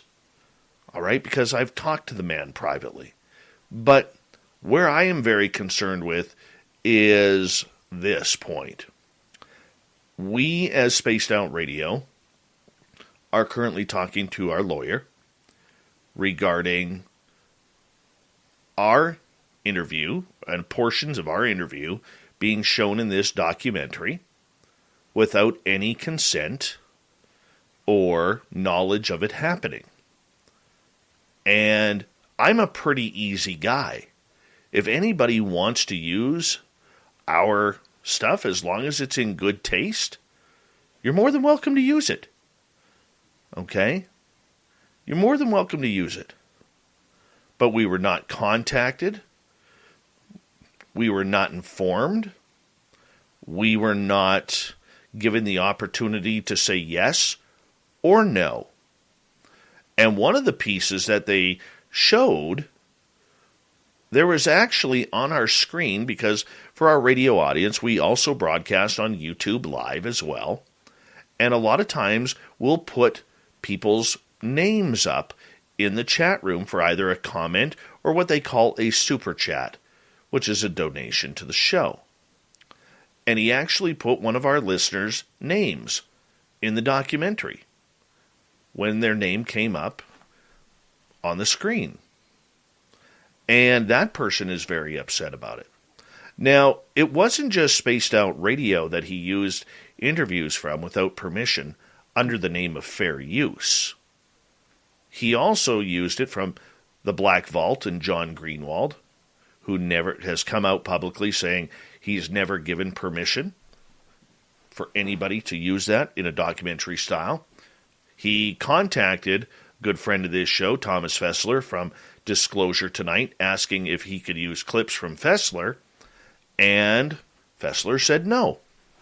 I would not want that to be a part of it. He also contacted another good friend who was just on our roundtable, Luis Jimenez, from the Unbiased UFO, that's you, John, from the Unidentified Celebrity Review, very popular YouTube channel, and they used clips from interviews there, and Mr. Jimenez said he never granted permission. He's pretty upset about it and wondering how to do it. The reason why we're wondering is because we are all getting contacted by people asking if we are in support of this documentary. Right. And it puts all of us in a very precarious position, because most people are going to assume that we gave him that information to use from our show, which we did not. Now, the creator of this is calling it, under the United States government, fair use, where he can take clips from any type of news source or podcast source and use it in his documentary. The problem that he has is on YouTube, if the video is flagged as not being for public usage, then you can put a strike against that person and against the video and the channel. So this goes way beyond just making a documentary about someone, John. Right. Yeah, I know. And that's the thing, is there's so many angles to this. I mean, it's like, could you argue that evidence as to Lou's military record should be fair ground in such a documentary? I would argue yes. At least if it's done respectfully and it's done with integrity, that's a reasonable thing to investigate, right? You start, trying to find out, what my daughter's name is and what school she goes to. You've crossed lines, and it's like, and it's hard because it's like, I know it gets difficult when people are trying to do what they consider to be credibility or integrity checks on people. They're trying to weigh what kind of person someone is, right? But it's just so, and that's a hard thing. It's it's like if I had, in a perfect world, I would want to find some way to shut this down without ever putting any fear or doubt or concern in anyone else that's ever going to produce something like this, that theirs would also get shut down, because I like the idea of what he did, and I believe in the idea of what he did. I think his execution of it is not personally what I would do, but that's my challenge with it. My challenge is with his execution. It's not with the concept of a severely dissenting voice. I'm not going to comment on the video, but I am going to comment on a few things that do involve us, because the creator of this documentary stated a few times that Mr. Elizondo only goes on shows that he feels safe on. We had two of the most journalistic interviews with him, and we didn't ask the same old questions that everyone else did. We were highly commended within many of the UFO community, and including a couple of people very close to Elizondo's inner circle literally said that Lou stated to them point blank that he was sweating a little bit by the questions we were asking. All right? And because we went... That part I hadn't heard. That's cool. We went at him. Now, very respectfully. But here's the thing, though. You can ask a tough question without sounding like a meathead. All right? It's all in the way you push it. I've had people ask me point blank, how come you aren't like pointing your finger, yelling at the person? Why aren't you doing this? Why aren't you doing that? When you can say it subtly and get the same point across, you'll probably get a better answer that's less defensive. Yep. Right? Number two, in that documentary, it was stated that we, as favorite shows of Mr. Elizondo, provide questions to him. Okay? I have it on record denying a TTSA request on an email stating that I would not provide questions to any member of the To the Stars Academy because I am a journalist and I am a professional radio host. And I will not do that. And I said, well, we're not going to take the interview then. I have that email.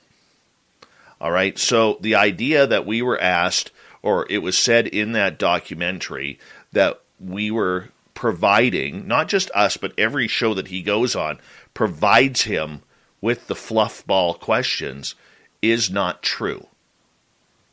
If the creator would have come up to me and asked me about what I know about it, I would have told him what I know about Mr. Elizondo. I would have. But I was not asked. All right? Lou Elizondo's been on this show twice. I've talked to him 3 times on the telephone. And I've sent him a total of about 8 text messages. That's my entire life's conversation with Elizondo. Do I call him a friend? No. I don't have any friends in this field. All right? When it comes to people who we interview of that ilk. Yep. Okay, it's different if it's a John Hudson or a Nicole Sackich or somebody along those lines, or the crypto guru, the late Butch Witkowski, Varla Ventura, Geraldine Orozco, or anybody like that. That's different. Okay, but when they get into a certain area, there's no friendship the minute this microphone here goes on. It's like a hockey game or a sports game, okay? Your best friend may be playing for a different team, and while you're playing against each other, that friendship is put aside, and it's time to work. That's what we do. So there was some inconsistencies there that didn't make sense, and I didn't appreciate that, because when you lump things together like that, there's no truth to it, especially when you are making assumptive sentences about it. Now, there's other people out there who are supporting this who are saying, well, they're all pissed off. They're all angry. I'm not angry. I just wanted to be contacted if you were going to use our information. That's what I wanted. Have the common decency and the professionalism to use our information. But I will add to that and I worry this is what they're referring to, and that is that I personally have been rather disturbed by some of the rhetoric that I've been seeing from people as a result of what happened. Some of the things that are being said about the creator of that documentary innuendos and veiled threats and so forth. Very, That's not right. very childish stuff. No, very that's not right. stuff. And what's sad is that like don't let people bring that out in you. Like we're all better than that. It's like it makes it all so distasteful. And now I understand the military guys, right? The military guys have their ethics and their code, so they want to make comments about that. That's fine. But for anyone not in the military making that kind of rhetoric, it just makes me nuts. Rob Heatherly from Disclosure Tonight, who's a very good guy, he is a disabled military veteran, and him and Lou have talked quite a bit, behind the scenes. There's a respect and a camaraderie there that a bond, John, that you will never know, I will never know. Yep. I'm not even going to push it. And the way Rob has come out and actively defended Lou as a veteran, I think that is great. When you are accusing somebody of stolen valor without any proof, that's a dangerous precedent to make, number one. But, the document here, but here's the thing. That does not allow the UFO community to come out and threaten hell no. The person who is making this documentary. It's childish. It's corrupt. All right, there are too many people in this UFO world who look at Lou as some sort of demigod, okay, that is going to lead the righteous path to UFO disclosure. We do have to realize, whether we like it or not, Lou is a spook. He's a spy. He's counterintelligence. Their entire job, is to manipulate people and coerce people to get what they want. He may not be doing that to the UFO community, but he may. And until Lou comes clean, whether it's with his book or whether it's through more public interviews where he answers tougher questions rather than pushing everything to his NDA, which is the answers we all want, there is always going to be some question about Elizondo. And as long as those questions are fair and the information is point-counterpoint, people do need to start asking Luis Elizondo more proper, pertinent questions that need to be asked for the community. Because here's the thing, John, there is a massive, massive difference between confirmation of UFOs and disclosure. And we're not going to get to squeeze either if we don't have the proper information. We are not. And let me add that on Elizondo's part, I guarantee you that he feels the same way. I've been in interviews where they've avoided all the hard questions, and it irritates me to absolutely no end. I want those hard questions. So I completely agree with you. Right? And Lou knows he needs to answer those questions. He wants to answer those questions. He cannot answer. Think about it. What would happen? And we've said this on the show before. What would happen if Lou Elizondo came out and stated, I've seen aliens? Maybe he has with his job. Maybe he has not. All right? But doxing a family? Okay, not cool. Using people's copywritten material under a fair use, even though YouTube, who stores all our video programming, has rules against that. That's not fair. And also to use the content in a way that was clearly against the wishes of the content creator. Absolutely. Just like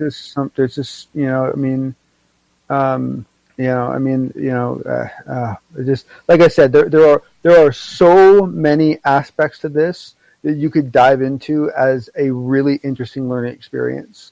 Unfortunately, the way it's all played out together, it's turned into a very distasteful process, and I'm very concerned about the amount of retaliatory rhetoric that's occurring. I think it needs to end now. John, I thank you for sticking around for the extra long unbiased UFO report. Absolutely fantastic. Thank you again. No, thank you, sir. All right, Big John Hudson, the fedora-wearing one who also comes in on the weekends to host with Gemma Jade, Bree, a.k.a. Thin Lizzie Borden, and Big Willie on the after hours, right before or right after, Lynn Wallington's spaced out weekend shows on Saturday and Sunday. Our entire team works so hard. They are phenomenal. We love them dearly. Absolutely dearly. And, of course, a big thank you to Mr. Swamp Dweller for the great story tonight. Find him on YouTube. And our guest, Tommy Hawksblood. We got Mr. Ron Bumblefoot Thal rocking in the background with Little Brother is Watching. Bumblefoot is the official music of Spaced Out Radio, rocking us in and out of every single show. Get your horns up for the guitar god himself.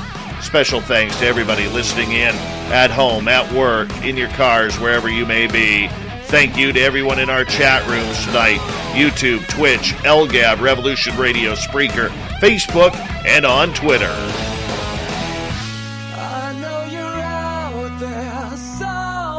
Remember, this show is copyright by Spaced Out Radio and SOR Media Ventures Limited.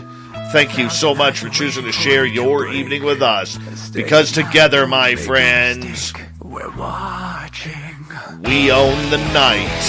Mr. Bumblefoot, we need a favor. We need you to take us home.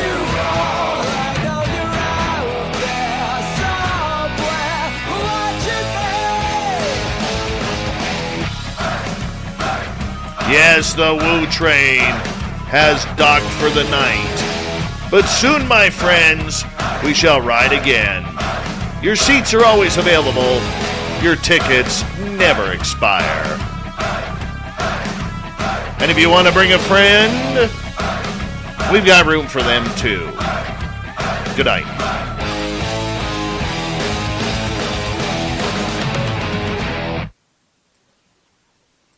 Streaming on Peacock. It's the girls' trip of a lifetime. Look at this water! We're gonna give them something to talk about. 7 iconic housewives from 4 different cities. Oh my god, the stingray! Vacation at Turks and Caicos. It's the party now! And there's no party like a housewives party. I don't give a f***. You're not a girl's girl. Why would you say that? Find out what happens when the forecast brings sunshine and a whole lot of shade. You are so self-absorbed. It's crazy. The Real Housewives Ultimate Girls Trip.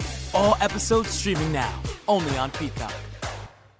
Get right to the romance and find the way to wow this Valentine's with 1-800-Flowers.com. From classic roses and bouquets to decadent chocolate-covered berries, gourmet treats, and more. Surprise your Valentine with 1-800-Flowers.com. Right now, get the 18-stem Enchanted Rose Medley for $39.99. Or upgrade to 24 red roses for $10 more.